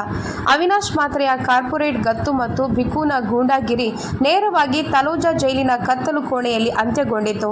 ರಾಧಾಳ ತಲೆಯ ಮೇಲಿದ್ದ ಸಾವಿನ ತೂಗುಗತ್ತಿ ಈಗ ಶಾಶ್ವತವಾಗಿ ದೂರವಾಯಿತು. ಈ ಘಟನೆಯ ನಂತರ ರಾಧಾಳ ಜೀವನವು ಅತ್ಯಂತ ಸಕಾರಾತ್ಮಕ ಮತ್ತು ಸುಂದರ ತಿರುವು ಪಡೆದುಕೊಂಡಿತು. ಪೊಲೀಸರು ನೀಡಿದ ವರದಿಯ ನಂತರ ಇನ್ಶೂರೆನ್ಸ್ ಕಂಪನಿಯು ಅವಳ ಸುಟ್ಟು ಭಸ್ಮವಾಗಿದ್ದ ಫ್ಲ್ಯಾಟ್ನ ಕ್ಲೈಮ್ ಅನ್ನು ಯಾವುದೇ ಅಡೆತಡೆ ಇಲ್ಲದೆ ಅಂಗೀಕರಿಸಿತು. ರಾಧಾಳ ಬ್ಯಾಂಕ್ ಖಾತೆಗೆ ಇನ್ಶೂರೆನ್ಸ್ನ ದೊಡ್ಡ ಮೊತ್ತ ಜಮೆಯಾಯಿತು. ಅವಳ ಪ್ರಾಮಾಣಿಕತೆ ಮತ್ತು ಜಾಣ್ಮೆಯನ್ನು ಗುರುತಿಸಿ ವಾಶಿಯ ಒಂದು ಅತ್ಯಂತ ಪ್ರತಿಷ್ಠಿತ ಮತ್ತು ದೊಡ್ಡ ಮಲ್ಟಿನ್ಯಾಷನಲ್ ಕಂಪನಿಯು ಅವಳಿಗೆ ಸೀನಿಯರ್ ಫೈನಾನ್ಷಿಯಲ್ ಅನಾಲಿಸ್ಟ್ ಆಗಿ ದೊಡ್ಡ ಪ್ಯಾಕೇಜ್ನೊಂದಿಗೆ ಕೆಲಸ ನೀಡಿತು. ಹಳೆಯ ಕಹಿ ನೆನಪುಗಳನ್ನು ಮರೆಯಲು ರಾಧಾ ಐರೋಲಿಯನ್ನ ಬಿಟ್ಟು ಕೇತಕಿಯ ಜೊತೆ ಸೇರಿ ವಾಶಿಯ ಪಾಮ್ ಬೀಚ್ ರೋಡ್ನಲ್ಲಿ ಒಂದು ಸುಂದರವಾದ ವಿಶಾಲವಾದ 2 BHK ಫ್ಲ್ಯಾಟ್ ಅನ್ನು ಬಾಡಿಗೆಗೆ ಪಡೆದಳು. ಇಬ್ಬರು ಗೆಳತಿಯರು ಸೇರಿ ಆ ಫ್ಲ್ಯಾಟ್ ಅನ್ನು ಹೊಸದಾಗಿ ಅಲಂಕರಿಸಿದರು. ರಾಧಾಳ ಜೀವನ ಈಗ ನಿಜವಾದ ಅರ್ಥದಲ್ಲಿ ಹಳಿಗೆ ಬಂದಿತ್ತು. ಆದರೆ ರಾತ್ರಿಯ ಸಮಯದಲ್ಲಿ ರಾಧಾ ತನ್ನ ಮೃದುವಾದ ಹಾಸಿಗೆ ಮೇಲೆ ಮಲಗಲು ಹೋದಾಗ ಒಂದು ವಿಷಯ ಅವಳನ್ನು ಸತತವಾಗಿ ಅಸ್ವಸ್ಥಗೊಳಿಸುತ್ತಿತ್ತು. ಕಿಟಕಿಯಿಂದ ಬರುವ ತಣ್ಣನೆಯ ಗಾಳಿ ಅವಳಿಗೆ ಬೇಲಾಪುರ ಸ್ಟೇಷನ್ನ ಆ ಮೆಟ್ಟಿಲುಗಳನ್ನು ನೆನಪಿಸುತ್ತಿತ್ತು. ನನ್ನ ಬಳಿ ಒಳ್ಳೆಯ ಮನೆ ಇದೆ, ಮೃದುವಾದ ಹಾಸಿಗೆ ಇದೆ, ತಿನ್ನಲು ಉತ್ತಮ ಆಹಾರವಿದೆ. ಆದರೆ ಯಾವ ತಾಯಿ ತನ್ನ ಪ್ರಾಣದ ಹಂಗು ತೊರೆದು ಕತ್ತಲಲ್ಲಿ ಅಡಗಿ ಆ ಫೋಟೋಗಳನ್ನು ತೆಗೆದು ನನ್ನನ್ನು ಮೃತ್ಯುವಿನ ದವಡೆಯಿಂದ ಎಳೆದು ತಂದರೋ ಆ ಸಖುಬಾಯಿ ಇಂದಿಗೂ ಆ ಸಿಮೆಂಟ್ನ ತಣ್ಣನೆಯ ಮೆಟ್ಟಿಲುಗಳ ಮೇಲೆ ಚಳಿಯಲ್ಲಿ ನಡುಗುತ್ತಾ ಮಲಗಿರಬಹುದು ಎಂಬ ಆಲೋಚನೆ ರಾಧಾಳ ಮನಸ್ಸನ್ನು ಚುಚ್ಚುತ್ತಿತ್ತು. ಸಖುಬಾಯಿಯವರು ಮಾಡಿದ ಉಪಕಾರವನ್ನು ಅವಳು ಮರೆತಿರಲಿಲ್ಲ ಮತ್ತು ಅದನ್ನು ಮರೆಯುವುದು ಅವಳ ರಕ್ತದಲ್ಲೇ ಇರಲಿಲ್ಲ. ಒಂದು ಭಾನುವಾರ ಬೆಳಗ್ಗೆ ರಾಧಾ ಕೇತಕಿಯನ್ನು ಎಬ್ಬಿಸಿದಳು. ಕೇತಕಿ, ಇಂದು ನಾನು ಒಂದು ಅತ್ಯಂತ ಪ್ರಮುಖವಾದ ಕೆಲಸಕ್ಕಾಗಿ ಹೋಗಬೇಕಿದೆ. ನೀನು ನನ್ನ ಜೊತೆ ಬರ್ತೀಯಾ? ಎಲ್ಲಿಗೆ ಹೋಗಬೇಕು ರಾಧಾ ಎಂದು ಕೇತಕಿ ಕಣ್ಣುಜ್ಜುತ್ತಾ ಕೇಳಿದಳು. ನನ್ನ ತಾಯಿಯನ್ನು ಹುಡುಕಲು ಹೋಗಬೇಕು. ಸಖುಬಾಯಿಯವರನ್ನು ಈ ರಸ್ತೆಯಿಂದ ಎತ್ತಿ ಒಂದು ಗೌರವಾನ್ವಿತ ಜಾಗಕ್ಕೆ ಕರೆದೊಯ್ಯುವ ಸಮಯ ಬಂದಿದೆ. ರಾಧಾಳ ಧ್ವನಿಯಲ್ಲಿ ಒಂದು ದೃಢ ನಿಶ್ಚಯವಿತ್ತು. ರಾಧಾ ಮೊದಲೇ ಪನ್ವೇಲ್ ಹತ್ತಿರದ ಒಂದು ಅತ್ಯಂತ ನಿಸರ್ಗದತ್ತ ಮತ್ತು ಶಾಂತ ಪರಿಸರದಲ್ಲಿರುವ ಮೌಲಿ ಆಧಾರಾಶ್ರಮ ಎಂಬ ಪ್ರಸಿದ್ಧ ವೃದ್ಧಾಶ್ರಮದ ಮಾಹಿತಿ ಪಡೆದಿದ್ದಳು. ಸಹ್ಯಾದ್ರಿ ಬೆಟ್ಟಗಳ ಮಡಿಲಲ್ಲಿರುವ ಈ ವೃದ್ಧಾಶ್ರಮವು ಕೇವಲ ಹಣಕ್ಕಾಗಿ ಅಲ್ಲ, ನಿಜವಾದ ಅರ್ಥದಲ್ಲಿ ವೃದ್ಧರ ಸೇವೆಗಾಗಿ ನಡೆಸಲ್ಪಡುತ್ತಿತ್ತು.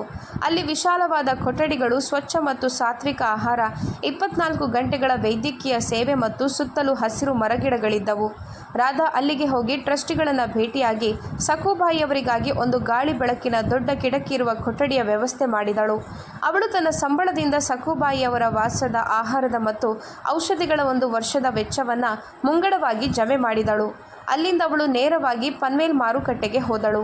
ಒಬ್ಬ ಮಗಳು ತನ್ನ ತಾಯಿಗಾಗಿ ವಸ್ತುಗಳನ್ನು ಖರೀದಿಸುವಂತೆಯೇ ಅವಳು ಪ್ರೀತಿಯಿಂದ ಶಾಪಿಂಗ್ ಮಾಡುತ್ತಿದ್ದಳು.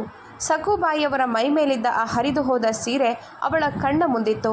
ಅವಳು ಸಖುಬಾಯಿಯವರಿಗಾಗಿ 2 ಮೃದುವಾದ ಹತ್ತಿಯ ಇರಕಲ್ ಸೀರೆಗಳು, 2 ನವವಾರಿ ಸೀರೆಗಳು, ಚಳಿಗಾಲಕ್ಕಾಗಿ ಒಂದು ಅತ್ಯಂತ ಮೃದುವಾದ ಮತ್ತು ಬೆಚ್ಚಗಿನ ಶಾಲು, ಕಾಲಿಗೆ ಮೃದುವಾದ ಸ್ಲಿಪ್ಪರ್ಗಳು, ತೆಂಗಿನೆಣ್ಣೆ ಬಾಟಲಿ, ಸ್ನಾನಕ್ಕೆ ಸುಗಂಧಿತ ಸೋಪು ಮತ್ತು ಅವರಿಗೆ ಇಷ್ಟವಾದ ಮೃದುವಾದ ತಿಂಡಿಗಳ ಡಬ್ಬಿಯನ್ನು ಖರೀದಿಸಿದಳು. ಇದೆಲ್ಲವನ್ನು ಕೊಳ್ಳುವಾಗ ರಾಧಾಳ ಮುಖದಲ್ಲಿ ಒಂದು ವಿಲಕ್ಷಣ ತೃಪ್ತಿ ಇತ್ತು. ಬೆಳಗ್ಗೆ 11 ಗಂಟೆಯಾಗಿತ್ತು. ರಾಧಾ ಮತ್ತು ಕೇತಕಿ ಕಾರಿನಲ್ಲಿ ಸಿಬಿಡಿ ಬೇಲಾಪುರ ಸ್ಟೇಷನ್ ಹತ್ತಿರ ತಲುಪಿದರು. ಭಾನುವಾರದ ಬೆಳಿಗ್ಗೆಯಾದ್ದರಿಂದ ಜನಸಂದಣಿ ಸ್ವಲ್ಪ ಕಡಿಮೆ ಇತ್ತು. ರಾಧಾ ಅವಸರದಿಂದ ಸ್ಟೇಷನ್ ಮೆಟ್ಟಿಲುಗಳ ಬಳಿ ಹೋದಳು. ಅಲ್ಲಿ ಎಂದಿನ ಜಾಗದಲ್ಲಿ ಒಂದು ಕಂಬಕ್ಕೆ ಒರಗಿ ಸಖುಬಾಯಿ ಕಣ್ಣು ಮುಚ್ಚಿ ಕುಳಿತಿದ್ದರು. ಚಳಿಯಿಂದಾಗಿ ಅವರು ಕೆಮ್ಮುತ್ತಿದ್ದರು. ಅವರ ಮುಖ ಇನ್ನೂ ಹೆಚ್ಚು ನಿಸ್ತೇಜವಾಗಿ ಕಾಣುತ್ತಿತ್ತು. ರಾಧಾ ಅವರ ಹತ್ತಿರ ಹೋಗಿ ಬಾಗಿ ಅವರ ಸುಕ್ಕುಗಟ್ಟಿದ ಪಾದಗಳನ್ನು ಸ್ಪರ್ಶಿಸಿದಳು. ಪಾದಗಳನ್ನು ಯಾರೋ ಮುಟ್ಟಿದಂತಾದ ಕೂಡಲೇ ಸಖುಬಾಯಿ ಗಾಬರಿಯಿಂದ ಕಣ್ಣು ಬಿಟ್ಟರು. ಎದುರು ರಾಧಾಳನ ಅಷ್ಟು ಚೆನ್ನಾದ ಉಡುಪಿನಲ್ಲಿ ಮತ್ತು ನಗುಮುಖದೊಂದಿಗೆ ನಿಂತಿರುವುದನ್ನು ಕಂಡು ಅವರ ನಿರ್ಜೀವ ಕಣ್ಣುಗಳಲ್ಲಿ ಒಂದು ಹೊಸ ಹೊಳಪು ಮೂಡಿತು. ಮಗಳೇ, ನನ್ನ ಮಗಳೇ, ಹೇಗಿದ್ಯಾ ನೀನು? ಎಷ್ಟು ದಿನಗಳ ನಂತರ ಕಂಡೆ ಮಗಳೇ. ಈಗ ಸುಖವಾಗಿದೆಯಲ್ವಾ? ಆ ಸೈತಾನ ಕಾಯಮಾಗಿ ಜೈಲಿಗೆ ಹೋದ್ನಲ್ವಾ ಎಂದು ಸಖುಬಾಯಿ ನಡುಗುವ ಕೈಗಳಿಂದ ರಾಧಾಳ ತಲೆ ಸವರುತ್ತಾ ಕೇಳಿದರು. ಅವರ ಧ್ವನಿಯಲ್ಲಿದ್ದ ಆ ಮಮತೆ ರಾಧಾಳ ಹೃದಯ ಮುಟ್ಟುತ್ತಿತ್ತು. ಹೌದು ಅಜ್ಜಿ, ಅವನು ಜೈಲಿಗೆ ಹೋದ ಮತ್ತು ಇದೆಲ್ಲವೂ ಕೇವಲ ನಿಮ್ಮಿಂದಾಗಿ ಸಾಧ್ಯವಾಯಿತು. ಆದರೆ ಅಜ್ಜಿ, ಇಂದು ನಾನು ನಿಮಗೆ ಇಲ್ಲಿ ಸ್ವಲ್ಪ ಹಣ ಕೊಡಲು ಬಂದಿಲ್ಲ ಎಂದು ರಾಧಾ ಭಾವುಕಳಾಗಿ ಹೇಳಿದಳು. ಸಖುಬಾಯಿ ನಕ್ಕರು. ಗೊತ್ತು ಮಗಳೇ, ಈಗ ನೀನು ಸುಖವಾಗಿದೆಯಲ್ಲ, ಅದುವೇ ನನಗೆ ಸಾಕು. ಹೋಗು, ದೇವರು ನಿನಗೆ ತುಂಬ ಒಳ್ಳೆಯದು ಮಾಡಲಿ. ಇಲ್ಲ ಅಜ್ಜಿ, ನೀವು ಅರ್ಥ ಮಾಡಿಕೊಂಡಿಲ್ಲ. ನಾನು ನಿಮ್ಮನ್ನು ಕರೆದುಕೊಂಡು ಹೋಗಲು ಬಂದಿದ್ದೇನೆ. ಬನ್ನಿ ಹೇಳಿ, ನಿಮ್ಮ ಬ್ಯಾಗ್ ತೆಗೆದುಕೊಳ್ಳಿ ಎಂದು ರಾಧಾ ಸಖುಬಾಯಿಯವರ ಕೈ ಹಿಡಿದು ಅವರನ್ನು ನಿಧಾನವಾಗಿ ಎಬ್ಬಿಸಿದಳು. ಸಖುಬಾಯಿ ಗೊಂದಲಕ್ಕೊಳಗಾದರು. ಕರೆದುಕೊಂಡು ಹೋಗಲು ಬಂದಿದ್ಯಾ? ಆದರೆ ಎಲ್ಲಿಗೆ ಮಗಳೇ? ಈ ಜಗತ್ತಿನಲ್ಲಿ ನನಗಾಗಿ ಯಾರಿದ್ದಾರೆ? ಈ ಮೆಟ್ಟಿಲೇ ನನ್ನ ಮನೆ ಮತ್ತು ಇದುವೇ ನನ್ನ ಸಾವು ಎಂದರು. ರಾಧಾಳ ಕಣ್ಣಿನಿಂದ ಹನಿಗಳು ಜಾರಿದವು. ಅವಳು ಸಖುಬಾಯಿಯವರ 2 ಕೈಗಳನ್ನು ತನ್ನ ಕೈಗೆತ್ತಿಕೊಂಡಳು. ಅಜ್ಜಿ, ಯಾವ ತಾಯಿ ತನ್ನ ಪ್ರಾಣವನ್ನು ಅಪಾಯಕ್ಕೆ ಹಾಕಿ ನನಗೆ ಜೀವದಾನ ನೀಡಿದಳೋ ಅವಳನ್ನು ಈ ಸಿಮೆಂಟ್ನ ತಣ್ಣನೆಯ ಮೆಟ್ಟಿಲುಗಳ ಮೇಲೆ ಸಾಯಲು ನಾನು ಹೇಗೆ ಬಿಡಲಿ? ಇಂದಿನಿಂದ ಈ ಮೆಟ್ಟಿಲು ನಿಮ್ಮ ಮನೆಯಲ್ಲ. ನಾನು ನಿಮಗಾಗಿ ನಿಮ್ಮ ಹಕ್ಕಿನ ಮನೆಯನ್ನು ಹುಡುಕಿದ್ದೇನೆ. ಇನ್ನು ಮುಂದಿನ ಇಡೀ ಜೀವನವನ್ನು ನೀವು ಅಲ್ಲಿ ರಾಣಿಯಂತೆ ಕಳೆಯಬೇಕು. ಬನ್ನಿ ನನ್ನ ಜೊತೆ. ಸಕುಬಾಯಿಯವರಿಗೆ ಏನೂ ತಿಳಿಯುತ್ತಿರಲಿಲ್ಲ. ರಾಧಾ ಮತ್ತು ಕೇತಕಿ ಅವರಿಗೆ ಮೆಲ್ಲನೆ ಆಸರೆ ನೀಡಿ ಸ್ಟೇಷನ್ನಿಂದ ಹೊರಗೆ ಕರೆತಂದು ಕಾರಿನ ಹಿಂದಿನ ಸೀಟಿನಲ್ಲಿ ಕುಳ್ಳಿರಿಸಿದರು. ಮೃದುವಾದ ಸೀಟಿನ ಮೇಲೆ ಕುಳಿತುಕೊಳ್ಳುವಾಗ ಸಕುಬಾಯಿ ಬಹಳ ಸಂಕೋಚ ಪಡುತ್ತಿದ್ದರು. ಮಗಳೇ, ನನ್ನ ಸೀರೆ ಕೊಳೆಯಾಗಿದೆ. ನಿನ್ನ ಚಕಚಕ ಹೊಳೆಯುವ ಕಾರಿಗೆ ಕೊಳೆ ಆಗ್ಬೋದು ಮಗಳೇ ಎಂದು ಆ ಮುಗ್ಧತೆಯಲ್ಲಿ ಹೇಳಿದರು. ರಾಧಾ ಹಿಂದೆ ತಿರುಗಿ ಅವರ ಕೈ ಹಿಡಿದಳು. ಅಜ್ಜಿ, ಈ ಕಾರಿನ ಬೆಲೆಗಿಂತ ನಿಮ್ಮ ಆ ಮಸಿ ಹತ್ತಿದ ಸೀರೆಯ ಬೆಲೆ ನನಗೆ ತುಂಬ ಹೆಚ್ಚು. ನೀವು ಸುಮ್ಮನೆ ಕುಳಿತುಕೊಳ್ಳಿ. ಕಾರು ಪನ್ಮೇಲ್ನ ದಿಕ್ಕಿನಲ್ಲಿ ಹೊರಟಿತು. ಸ್ವಲ್ಪ ಸಮಯದಲ್ಲೇ ಸಹ್ಯಾದ್ರಿ ಬೆಟ್ಟಗಳ ಮಡಿಲಲ್ಲಿರುವ ಮೌಲಿ ಆಧಾರಾಶ್ರಮದ ಕಮಾನಿನಿಂದ ಕಾರು ಒಳಗೆ ಪ್ರವೇಶಿಸಿತು. ಸುತ್ತಲೂ ಹಸಿರು ಮರಗಳು, ರಂಗುರಂಗಿನ ಹೂವಿನ ತೋಟ, ಶಾಂತ ಮತ್ತು ಪ್ರಸನ್ನ ವಾತಾವರಣ ಮತ್ತು ಅಲ್ಲಿನ ಬೆಂಚುಗಳ ಮೇಲೆ ಕುಳಿತು ಹರಟೆ ಹೊಡೆಯುತ್ತಿದ್ದ ಅನೇಕ ಅಜ್ಜಿ ಅಜ್ಜಂದಿರನ್ನ ಕಂಡು ಸಕುಬಾಯಿ ಆಶ್ಚರ್ಯಚಕಿತರಾದರು. ಯಾವುದೋ ಸುಂದರ ಕನಸಿನಲ್ಲಿದ್ದಂತೆ ಅವರು ಸುತ್ತಲೂ ನೋಡುತ್ತಿದ್ದರು. ರಾಧಾ ಅವರನ್ನು ನೇರವಾಗಿ ಅವರಿಗಾಗಿ ಕಾಯ್ದಿರಿಸಿದ್ದ ಕೊಠಡಿಗೆ ಕರೆದೊಯ್ದಳು. ಆ ಕೊಠಡಿ ಬಹಳ ವಿಶಾಲವಾಗಿ ಮತ್ತು ಸ್ವಚ್ಛವಾಗಿತ್ತು. ಕಿಟಕಿಯಿಂದ ಹೊರಗೆ ನೋಡಿದರೆ ಹಸಿರು ಬೆಟ್ಟ ಕಾಣುತ್ತಿತ್ತು. ಕೊಠಡಿಯಲ್ಲಿ ಒಂದು ಒಳ್ಳೆಯ ಕಬ್ಬಿಣದ ಮಂಚ, ಅದರ ಮೇಲೆ ಮೃದುವಾದ ಹಾಸಿಗೆ, ಸ್ವಚ್ಛವಾದ ಬಿಳಿ ಚಾದರ, ಹೊದೆಯಲ್ಲಿ ಒಂದು ಮೃದುವಾದ ಗೋದಡಿ ಮತ್ತು ಪಕ್ಕದಲ್ಲಿ ಒಂದು ಸಣ್ಣ ಕಪಾಟಿತ್ತು. ರಾಧಾ ಸಕುಬಾಯಿಯವರನ್ನು ಆ ಮಂಚದ ಮೇಲೆ ಕುಳ್ಳಿರಿಸಿದಳು. ಅಜ್ಜಿ, ಇದು ನಿಮ್ಮ ಹೊಸ ಮನೆ. ಇಂದಿನಿಂದ ನೀವು ಇಲ್ಲೇ ಇರಬೇಕು. ನಿಮಗೆ ಸಮಯಕ್ಕೆ ಸರಿಯಾಗಿ ಊಟ, ಚಹಾ, ಉಪಹಾರ ಸಿಗುತ್ತದೆ. ಇಲ್ಲಿನ ವೈದ್ಯರು ಪ್ರತಿದಿನ ತಪಾಸಣೆ ಮಾಡ್ತಾರೆ. ಇನ್ನು ಮುಂದೆ ನೀವು ಯಾರ ಮುಂದೆ ಕೈಚಾಚುವ ಅಗತ್ಯವಿಲ್ಲ. ಸಕುಬಾಯಿಯವರು ಆ ಮೃದುವಾದ ಹಾಸಿಗೆಯ ಮೇಲೆ ತಮ್ಮ ಸುಕ್ಕುಗಟ್ಟಿದ ಕೈಯನ್ನು ಸವರಿದರು. ಅವರು ಜೀವನದಲ್ಲಿ ಎಂದೂ ಇಷ್ಟು ಮೃದುವಾದ ಹಾಸಿಗೆಯನ್ನು ನೋಡಿರಲಿಲ್ಲ. ಅವರ ತುಟಿಗಳು ನಡುಗತೊಡಗಿದವು. ಕಣ್ಣಿನ ಕಟ್ಟೆ ಇದ್ದಕ್ಕಿದ್ದಂತೆ ಒಡೆಯಿತು ಮತ್ತು ಅವರು ಬಿಕ್ಕಿ ಬಿಕ್ಕಿ ಅಳಲಾರಂಭಿಸಿದರು. ಮಗಳೇ, ಸಕುಬಾಯಿ ಅಳುತ್ತಲೇ ರಾಧಿಕಾಳನ್ನು ತಬ್ಬಿಕೊಂಡರು. ಮಗಳೇ, ನನ್ನ ಹೊಟ್ಟೆಯಲ್ಲಿ ಹುಟ್ಟಿದವನೇ, ನನ್ನ ಸ್ವಂತ ಮಗನೇ ಈ ಮುಪ್ಪಿನ ಕಾಲದಲ್ಲಿ ನನ್ನನ್ನು ರಸ್ತೆಯಲ್ಲಿ ಭಿಕ್ಷೆ ಬೇಡಲು ಬಿಟ್ಟು ಹೋದ. ರಕ್ತದ ಸಂಬಂಧವಿದ್ದರೂ ಅವನು ನನ್ನನ್ನು ಗುರುತಿಸಲಿಲ್ಲ. ಆದರೆ ನೀನು ಪರಕೀಯಳಾಗಿದ್ದರೂ ನನಗಾಗಿ ಸಾಕ್ಷಾತ್ ದೇವದೂತಳಾಗಿ ಬಂದೆ. ನನ್ನಂಥ ಭಿಕ್ಷುಕಿಗೆ ನೀನು ಇಷ್ಟು ಸುಖ ನೀಡಿದ್ಯಲ್ಲ, ನಾನಿದನ್ನು ಹೇಗೆ ತೀರಿಸಲಿ ಮಗಳೇ? ಅವರ ಬಿಕ್ಕಳಿಕೆ ನಿಲ್ಲುತ್ತಿರಲಿಲ್ಲ. ರಾಧಿಕಾ ಅವರನ್ನು ಗಟ್ಟಿಯಾಗಿ ಅಪ್ಪಿಕೊಂಡಳು. ಅವಳ ಕಣ್ಣುಗಳು ತುಂಬಿ ಬಂದಿದ್ದವು. ಅಜ್ಜಿ, ನೀವು ನನಗೆ ಜನ್ಮ ನೀಡದಿದ್ದರೂ ಮೃತ್ಯುವಿನ ಬಾಗಿಲಿನಿಂದ ನನ್ನನ್ನು ಮರಳಿ ತಂದು ಹೊಸ ಜೀವನ ನೀಡಿದ್ದೀರಿ. ತಾಯಿಯ ಸಾಲವನ್ನು ಮಗಳು ಎಂದಾದರೂ ತೀರಿಸಲು ಸಾಧ್ಯನಾ? ಇಂದಿನಿಂದ ನೀವು ಅನಾಥರಲ್ಲ ಮತ್ತು ನಾನು ಪರಕೀಯಳಲ್ಲ. ನೀವು ನನ್ನ ತಾಯಿ, ನಾನು ನಿಮ್ಮ ಮಗಳು. ರಾಧಿಕಾ ತಾನು ತಂದಿದ್ದ ಚೀಲದಿಂದ ಹೊಸ ಹತ್ತಿಯ ಸೀರೆ ಮತ್ತು ಬೆಚ್ಚಗಿನ ಶಾಲನ್ನು ಹೊರತೆಗೆದಳು. ಅಜ್ಜಿ ನೋಡಿ, ನಿಮಗಾಗಿ ಏನು ತಂದಿದ್ದೇನೆ ಅಂತ. ಈಗ ಈ ಹರಿದ ಸೀರೆಯನ್ನು ಬಿಸಾಡಿಬಿಡಿ. ಬನ್ನಿ, ನಾನೇ ನನ್ನ ಕೈಯಾರೆ ನಿಮಗೆ ಈ ಹೊಸ ಸೀರೆ ಉಡಿಸುತ್ತೇನೆ. ರಾಧಿಕಾ ಒಬ್ಬ ಚಿಕ್ಕ ಮಗುವಿನಂತೆ ಸಕುಬಾಯಿಯವರಿಗೆ ಹೊಸ ಸೀರೆ ಉಡಿಸಿದಳು. ಅವರ ಮೈ ಮೇಲೆ ಮೃದುವಾದ ಶಾಲು ಹೊದಿಸಿದಳು. ಎಣ್ಣೆ ಹಚ್ಚಿ ಅವರ ಬಿಳಿ ಕೂದಲನ್ನು ಬಾಚಿ ಹಣೆಗೆ ದೊಡ್ಡದೊಂದು ಕುಂಕುಮವಿಟ್ಟಳು. ಕನ್ನಡಿಯಲ್ಲಿ ತನ್ನನ್ನು ತಾನು ನೋಡಿಕೊಂಡ ಸಕುಬಾಯಿಯವರ ಮುಖದಲ್ಲಿ ವರ್ಣಿಸಲಾಗದ ಪವಿತ್ರವಾದ ನಗು ಮೂಡಿತು. ಅದನ್ನು ಕಂಡು ಅಲ್ಲಿ ನಿಂತಿದ್ದ ಕೇತಕಿ ಮತ್ತು ಆಶ್ರಮದ ಇತರ ಸೇವಕಿಯರ ಕಣ್ಣಾಲಿಗಳು ಒದ್ದೆಯಾದವು. ಸ್ವಲ್ಪ ಸಮಯದ ನಂತರ ಆಶ್ರಮದಲ್ಲಿ ಊಟದ ಸಮಯವಾಯಿತು. ರಾಧಿಕಾ ತನ್ನ ಕೈಯಾರೆ ಸಕುಬಾಯಿಯವರಿಗೆ ಬಿಸಿ ಬಿಸಿ ಅನ್ನ, ಬೇಳೆ ಸಾರು ಮತ್ತು ಪಲ್ಯವನ್ನು ಉಣಿಸಿದಳು. ಉಣ್ಣುವಾಗ ಸಕುಬಾಯಿಯವರ ಕೈ ರಾಧಿಕಾಳ ಬೆನ್ನ ಮೇಲೆ ಸವರು ಬರುತ್ತಿತ್ತು ಮತ್ತು ಅವರ ಕಣ್ಣುಗಳು ಸತತವಾಗಿ ಅವಳಿಗೆ ಆಶೀರ್ವದಿಸುತ್ತಿದ್ದವು. ಸಂಜೆಯಾಗುತ್ತಾ ಬಂದಿತ್ತು. ರಾಧಿಕಾ ಈಗ ವಾಶಿಗೆ ಮರಳಬೇಕಿತ್ತು. ಅವಳು ಸಕುಬಾಯಿಯವರ ಹತ್ತಿರ ಹೋದಳು. ಅಜ್ಜಿ, ನಾನು ಹೊರಡುತ್ತೇನೆ. ಆದರೆ ಚಿಂತೆ ಮಾಡಬೇಡಿ. ನಾನು ಪ್ರತಿ ಭಾನುವಾರ ನಿಮ್ಮನ್ನು ಭೇಟಿಯಾಗಲು ಬರುತ್ತೇನೆ. ಸಮಯಕ್ಕೆ ಸರಿಯಾಗಿ ಔಷಧಿ ತೆಗೆದುಕೊಳ್ಳಿ ಮತ್ತು ಊಟ ಮಾಡಿ. ಸಕುಬಾಯಿ ರಾಧಿಕಾಳಿಗೆ ಮುತ್ತಿಟ್ಟರು. ಹೋಗಿ ಬಾ ಮಗಳೇ, ಸುಖವಾಗಿರು. ಇಂದು ಈ ಮುದಿಯ ಆತ್ಮ ತೃಪ್ತಿ ಆಯಿತು ನೋಡು. ಈಗ ನಾಳೆ ಸಾವೇ ಬಂದರೂ ನನಗೆ ದುಃಖವಿಲ್ಲ. ಹಾಗೆಲ್ಲ ಮಾತನಾಡಬಾರ್ದು ಅಜ್ಜಿ. ನಾವಿನ್ನೂ ತುಂಬ ಕಾಲ ಬದುಕಬೇಕು ಎನ್ನುತ್ತಾ ರಾಧಿಕಾ ಆಶ್ರಮದಿಂದ ಹೊರಬಂದಳು. ಮರಳುವ ಹಾದಿಯಲ್ಲಿ ಕಾರಿನಲ್ಲಿ ಮೌನವಿತ್ತು. ಆದರೆ ರಾಧಿಕಾಳ ಮನಸ್ಸಿನಲ್ಲಿ ಇಂದು ಒಂದು ವಿಭಿನ್ನ ತೃಪ್ತಿ ಇತ್ತು.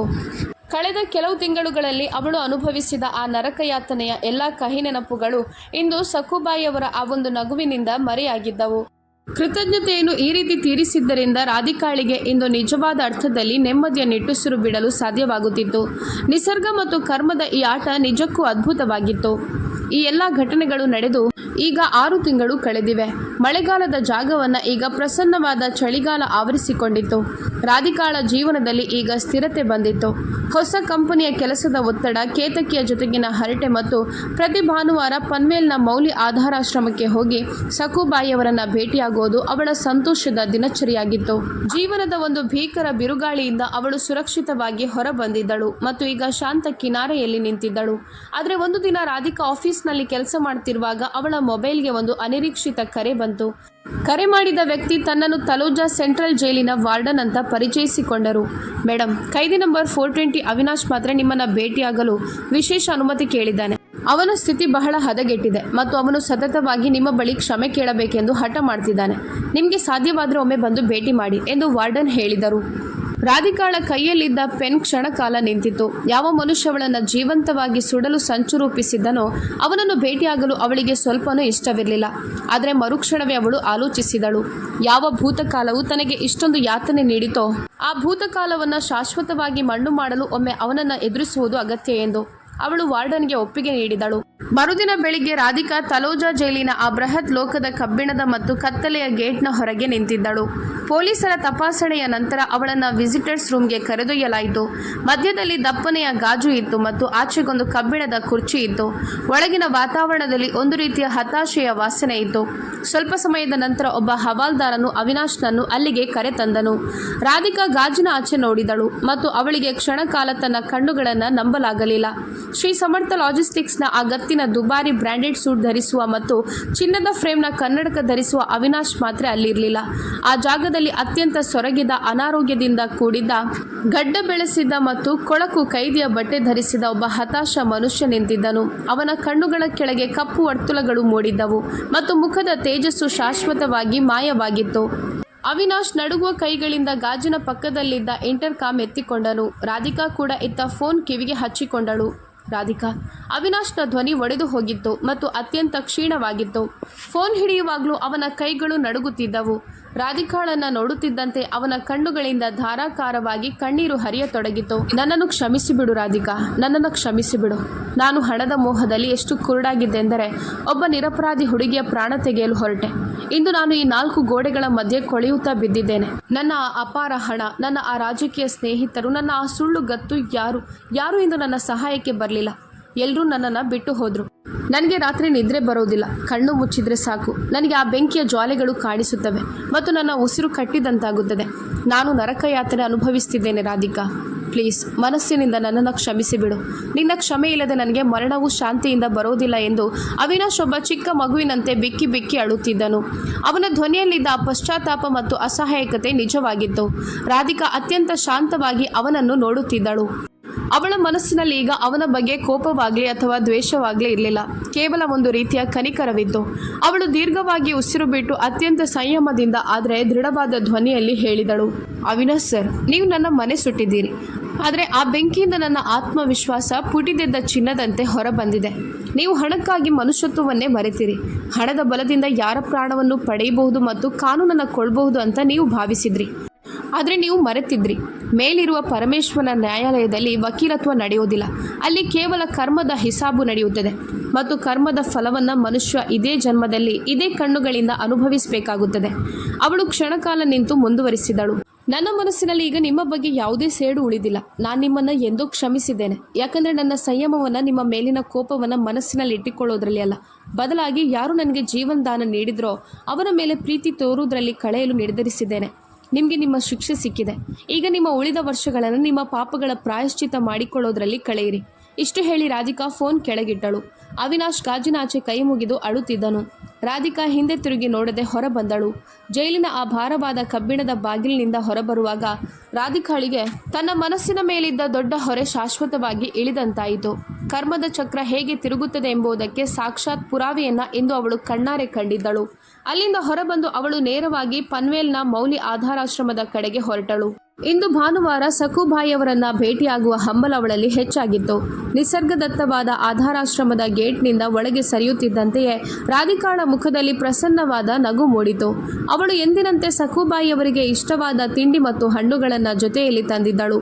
ಅವಳು ಸಖುಬಾಯಿಯವರ ಕೊಠಡಿಯ ಕಡೆಗೆ ನಡೆಯತೊಡಗಿದಳು. ಕೊಠಡಿಯ ಬಾಗಿಲ ಹತ್ತಿರ ತಲುಪುತ್ತಿದ್ದಂತೆಯೇ ರಾಧಿಕಾಳ ಕಾಲುಗಳು ಇದ್ದಕ್ಕಿದ್ದಂತೆ ನಿಂತವು. ಕೊಠಡಿಯ ಒಳಗಿನಿಂದ ಯಾರೋ ಅಳುತ್ತಿರುವ ಮತ್ತು ಸಣ್ಣ ಮಕ್ಕಳು ನಗುತ್ತಿರುವ ಶಬ್ದ ಕೇಳಿ ಬರುತ್ತಿತ್ತು. ರಾಧಿಕಾ ಮೆಲ್ಲನೆ ಬಾಗಿಲಿನಿಂದ ಒಳಗೆ ಇಣುಕಿ ನೋಡಿದಳು ಮತ್ತು ಅವಳು ಆಶ್ಚರ್ಯಚಕಿತಳಾದಳು. ಸಖುಬಾಯಿ ತಮ್ಮ ಮಂಚದ ಮೇಲೆ ಕುಳಿತಿದ್ದರು. ಅವರು ರಾಧಿಕಾ ನೀಡಿದ್ದ ಆ ಸುಂದರವಾದ ಇರಕಲ್ ಸೀರೆ ಉಟ್ಟಿದ್ದರು. ಆದರೆ ಇಂದು ಅವರ ಮುಖದಲ್ಲಿ ಒಂದು ವಿಲಕ್ಷಣವಾದ ಸ್ವರ್ಗೀಯ ಆನಂದ ತುಳುಕುತ್ತಿತ್ತು. ಅವರ ಪಾದದ ಬಳಿ ಸುಮಾರು 40 ವರ್ಷದ ಮಹಿಳೆಯೊಬ್ಬಳು ಕೆಳಗೆ ಕುಳಿತು ಸಖುಬಾಯಿಯವರ ಮಡಿಲಲ್ಲಿ ತಲೆಯಿಟ್ಟು ಬಿಕ್ಕಿ ಬಿಕ್ಕಿ ಅಳುತ್ತಿದ್ದಳು. ಇಬ್ಬರು ಸಣ್ಣ ಮಕ್ಕಳು ಸಖುಬಾಯಿಯವರ ಸುತ್ತಲೂ ಆಟವಾಡುತ್ತಾ ಅವರನ್ನು ತಬ್ಬಿಕೊಳ್ಳುತ್ತಿದ್ದರು. ರಾಧಿಕಾಳಿಗೆ ಅರ್ಥವಾಗಲು ಸಮಯ ಹಿಡಿಯಲಿಲ್ಲ. ಅವರು ಸಖುಬಾಯಿಯವರಿಂದ ದೂರವಾಗಿದ್ದ ಸ್ವಂತ ಮಗಳು ಮತ್ತು ಮೊಮ್ಮಕ್ಕಳಾಗಿದ್ದರು. ಆದರೆ ಇದು ಹೇಗೆ ಸಾಧ್ಯವಾಯಿತು? ಇನ್ಸ್ಪೆಕ್ಟರ್ ಸಾವಂತ್ ಅವರು ರಾಧಿಕಾಳಿಗೆ ಸಹಾಯ ಮಾಡುವಾಗ ಸಖುಬಾಯಿಯವರ ಅಧಿಕೃತ ಹೇಳಿಕೆಯನ್ನು ದಾಖಲಿಸಿದ್ದರು. ಆಗ ಅವರು ಸಖುಬಾಯಿಯವರ ಸಂಬಂಧಿಕರ ಹುಡುಕಾಟ ನಡೆಸಿದ್ದರು. ಸಖುಬಾಯಿಯವರ ಹಳೆಯ ಕೊಳಚೆ ಪ್ರದೇಶದ ಜನರ ಮೂಲಕ ಅವರ ಮಗಳ ವಿಳಾಸ ಪೊಲೀಸರಿಗೆ ಸಿಕ್ಕಿತ್ತು. ಮಗಳಿಗೆ ಪೊಲೀಸರ ಫೋನ್ ಹೋದಾಗ ಮತ್ತು ಒಬ್ಬ ಅಪರಿಚಿತ ಹುಡುಗಿ ತನ್ನ ತಾಯಿಯನ್ನ ರಸ್ತೆಯಿಂದ ಎತ್ತಿ ಗೌರವಾನ್ವಿತ ಜಾಗದಲ್ಲಿರಿಸಿದ್ದಾಳೆ ಎಂದು ತಿಳಿದಾಗ ಅವಳಿಗೆ ತನ್ನ ಕೃತ್ಯದ ಬಗ್ಗೆ ಅತೀವ ನಾಚಿಕೆಯಾಯಿತು. ಮುಪ್ಪಿನ ಕಾಲದಲ್ಲಿ ಸ್ವಂತ ತಾಯಿಯನ್ನು ಭಿಕ್ಷೆ ಬೇಡಲು ರಸ್ತೆಗೆ ಬಿಟ್ಟ ಪಾಪ ಪ್ರಜ್ಞೆ ಅವಳನ್ನು ಕಾಡತೊಡಗಿತು. ಪಶ್ಚಾತ್ತಾಪದ ಬೆಂಕಿಯಲ್ಲಿ ಬೆಂದ ಅವಳು ಇಂದು ತನ್ನ ತಾಯಿಯನ್ನು ಹುಡುಕುತ್ತಾ ಅಲ್ಲಿಗೆ ಬಂದಿದ್ದಳು. ಅಮ್ಮ ನನ್ನನ್ನು ಕ್ಷಮಿಸಿಬಿಡು.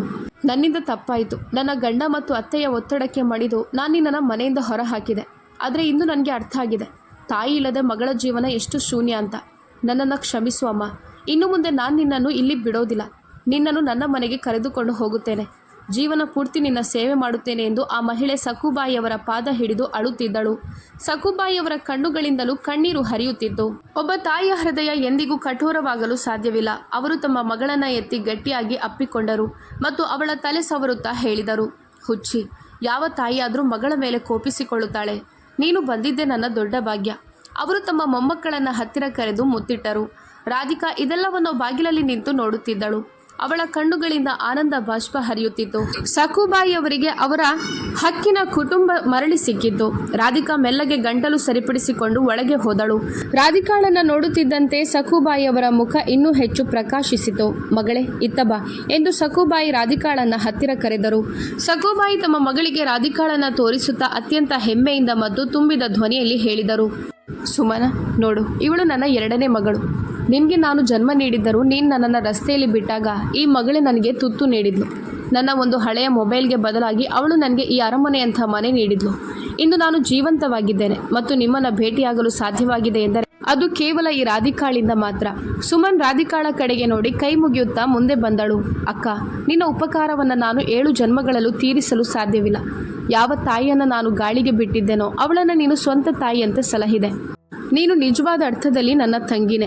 ರಾಧಿಕಾ ಸುಮನ್ ಅವರ ಕೈಗಳನ್ನು ಕೆಳಗಿಳಿಸಿ ಅವಳನ್ನು ಅಪ್ಪಿಕೊಂಡಳು. ಸುಮನ್, ಉಪಕಾರ ಅವರದ್ದು ನನ್ನ ಮೇಲಿದೆ. ಅವರು ನನ್ನ ಪ್ರಾಣ ಉಳಿಸಿದ್ದರಿಂದಲೇ ಇಂದು ನಾನು ಇಲ್ಲಿ ನಿಂತಿದ್ದೇನೆ. ಈಗ ಅಜ್ಜಿಯನ್ನು ನಿನ್ನ ಮನೆಗೆ ಕರೆದುಕೊಂಡು ಹೋಗು ಮತ್ತು ಅವರಿಗೆ ಅತೀವ ಪ್ರೀತಿ ನೀಡು. ಅವರಿಗೆ ಈಗ ಕೇವಲ ಕುಟುಂಬದ ಮಮತೆಯ ಅಗತ್ಯವಿದೆ. ಸಖುಬಾಯಿ ರಾಧಿಕಾಳ ಕೈ ಹಿಡಿದು ಅಳುತ್ತಿದ್ದರು. ಮಗಳೇ, ನಾನು ಮನೆಗೆ ಹೋದರೆ ನೀನು ನನ್ನನ್ನು ಭೇಟಿಯಾಗಲು ಬರುತ್ತೀಯಲ್ವಾ? ಖಂಡಿತ ಅಜ್ಜಿ. ಪ್ರತಿ ಭಾನುವಾರ ನಾನು ನಿಮ್ಮ ಕೈಯ ಚಹಾ ಕುಡಿಯಲು ನಿಮ್ಮ ಮನೆಗೆ ಬರುತ್ತೇನೆ. ಇದು ನನ್ನ ಮಾತು ಎಂದು ರಾಧಿಕಾ ನಗುತ್ತಾ ಹೇಳಿದಳು. ಅಂದು ಸಂಜೆ ರಾಧಿಕಾ ಆಧಾರಾಶ್ರಮದ ಗೇಟ್ ಹೊರಗೆ ನಿಂತಿದ್ದಳು.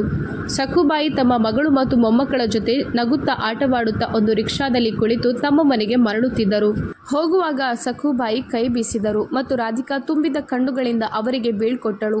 ಪಶ್ಚಿಮದಲ್ಲಿ ಸೂರ್ಯ ಮುಳುಗುತ್ತಿದ್ದನು ಮತ್ತು ಆಕಾಶದಲ್ಲಿ ಕೇಸರಿ ಬಣ್ಣದ ಸುಂದರ ರಂಗು ಹರಡಿತು. ಆ ಮುಳುಗುತ್ತಿರುವ ಸೂರ್ಯನು ರಾಧಿಕಾಳ ಜೀವನದ ಎಲ್ಲ ದುಃಖ ಮತ್ತು ಸಂಕಟಗಳನ್ನು ಶಾಶ್ವತವಾಗಿ ತನ್ನೊಂದಿಗೆ ಕೊಂಡೊಯ್ಯುತ್ತಿದ್ದಂತೆ ಭಾಸವಾಯಿತು. ರಾಧಿಕಾ ದೀರ್ಘವಾದ ನಿಟ್ಟುಸಿರು ಬಿಟ್ಟಳು. ಅವಳಿಗೆ ಇಂದು ನಿಜವಾದ ಅರ್ಥದಲ್ಲಿ ಒಂದು ವಿಷಯದ ಅರಿವಾಗಿತ್ತು. ಮನುಷ್ಯನು ನಿಸ್ವಾರ್ಥ ಭಾವನೆಯಿಂದ ನೀಡಿದ ಸಹಾಯದ ಒಂದು ಸಣ್ಣ ಕೈ ಯಾರದ್ದೋ ಹರಿದ ಚೀಲದಲ್ಲಿ ಹಾಕಿದ ಆ 10 ರೂಪಾಯಿ ಎಂದಿಗೂ ವ್ಯರ್ಥವಾಗೋದಿಲ್ಲ.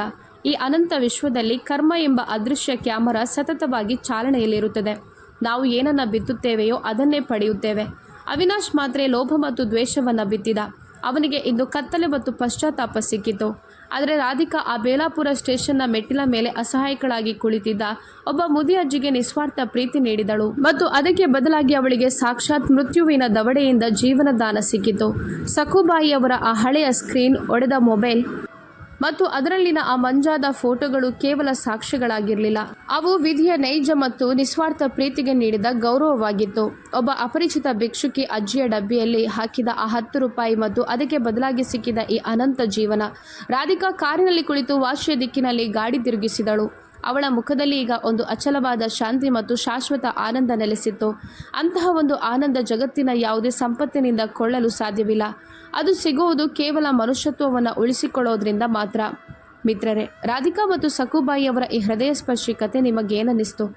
ಮನುಷ್ಯನು ಮಾಡಿದ ನಿಸ್ವಾರ್ಥ ತ್ಯಾಗ ಎಂದಿಗೂ ವ್ಯರ್ಥವಾಗೋದಿಲ್ಲ ಮತ್ತು ಕರ್ಮದ ಫಲವನ್ನು ಪ್ರತಿಯೊಬ್ಬರೂ ಇಲ್ಲೇ ಅನುಭವಿಸಬೇಕು ಎಂಬುದು ಈ ಕಥೆಯಿಂದ ನಮಗೆ ಕಲಿಯಲು ಸಿಗುತ್ತದೆ. ಒಂದು ವೇಳೆ ಈ ಕಥೆ ನಿಮ್ಮ ಮನಸ್ಸನ್ನು ಮುಟ್ಟಿದ್ದರೆ ಈ ವಿಡಿಯೋವನ್ನು ನಿಮ್ಮ ಸ್ನೇಹಿತರ ಜೊತೆ ಮತ್ತು ವಾಟ್ಸಪ್ ಗ್ರೂಪ್ಗಳಲ್ಲಿ ಖಂಡಿತವಾಗಿಯೂ ಹಂಚಿಕೊಳ್ಳಿ. ನಿಮ್ಮ ಅನಿಸಿಕೆ ಮತ್ತು ಸಲಹೆಗಳನ್ನು ಕೆಳಗಿನ ಕಾಮೆಂಟ್ ಬಾಕ್ಸ್ನಲ್ಲಿ ಖಂಡಿತ ತಿಳಿಸಿ. ಇಂತಹದ್ದೇ ಹೊಸ ರೋಚಕ ಮತ್ತು ಭಾವನಾತ್ಮಕ ಕಥೆಗಳನ್ನು ಕೇಳಲು ನಮ್ಮ ಚಾನೆಲ್ಗೆ ಸಬ್ಸ್ಕ್ರೈಬ್ ಮಾಡಿ.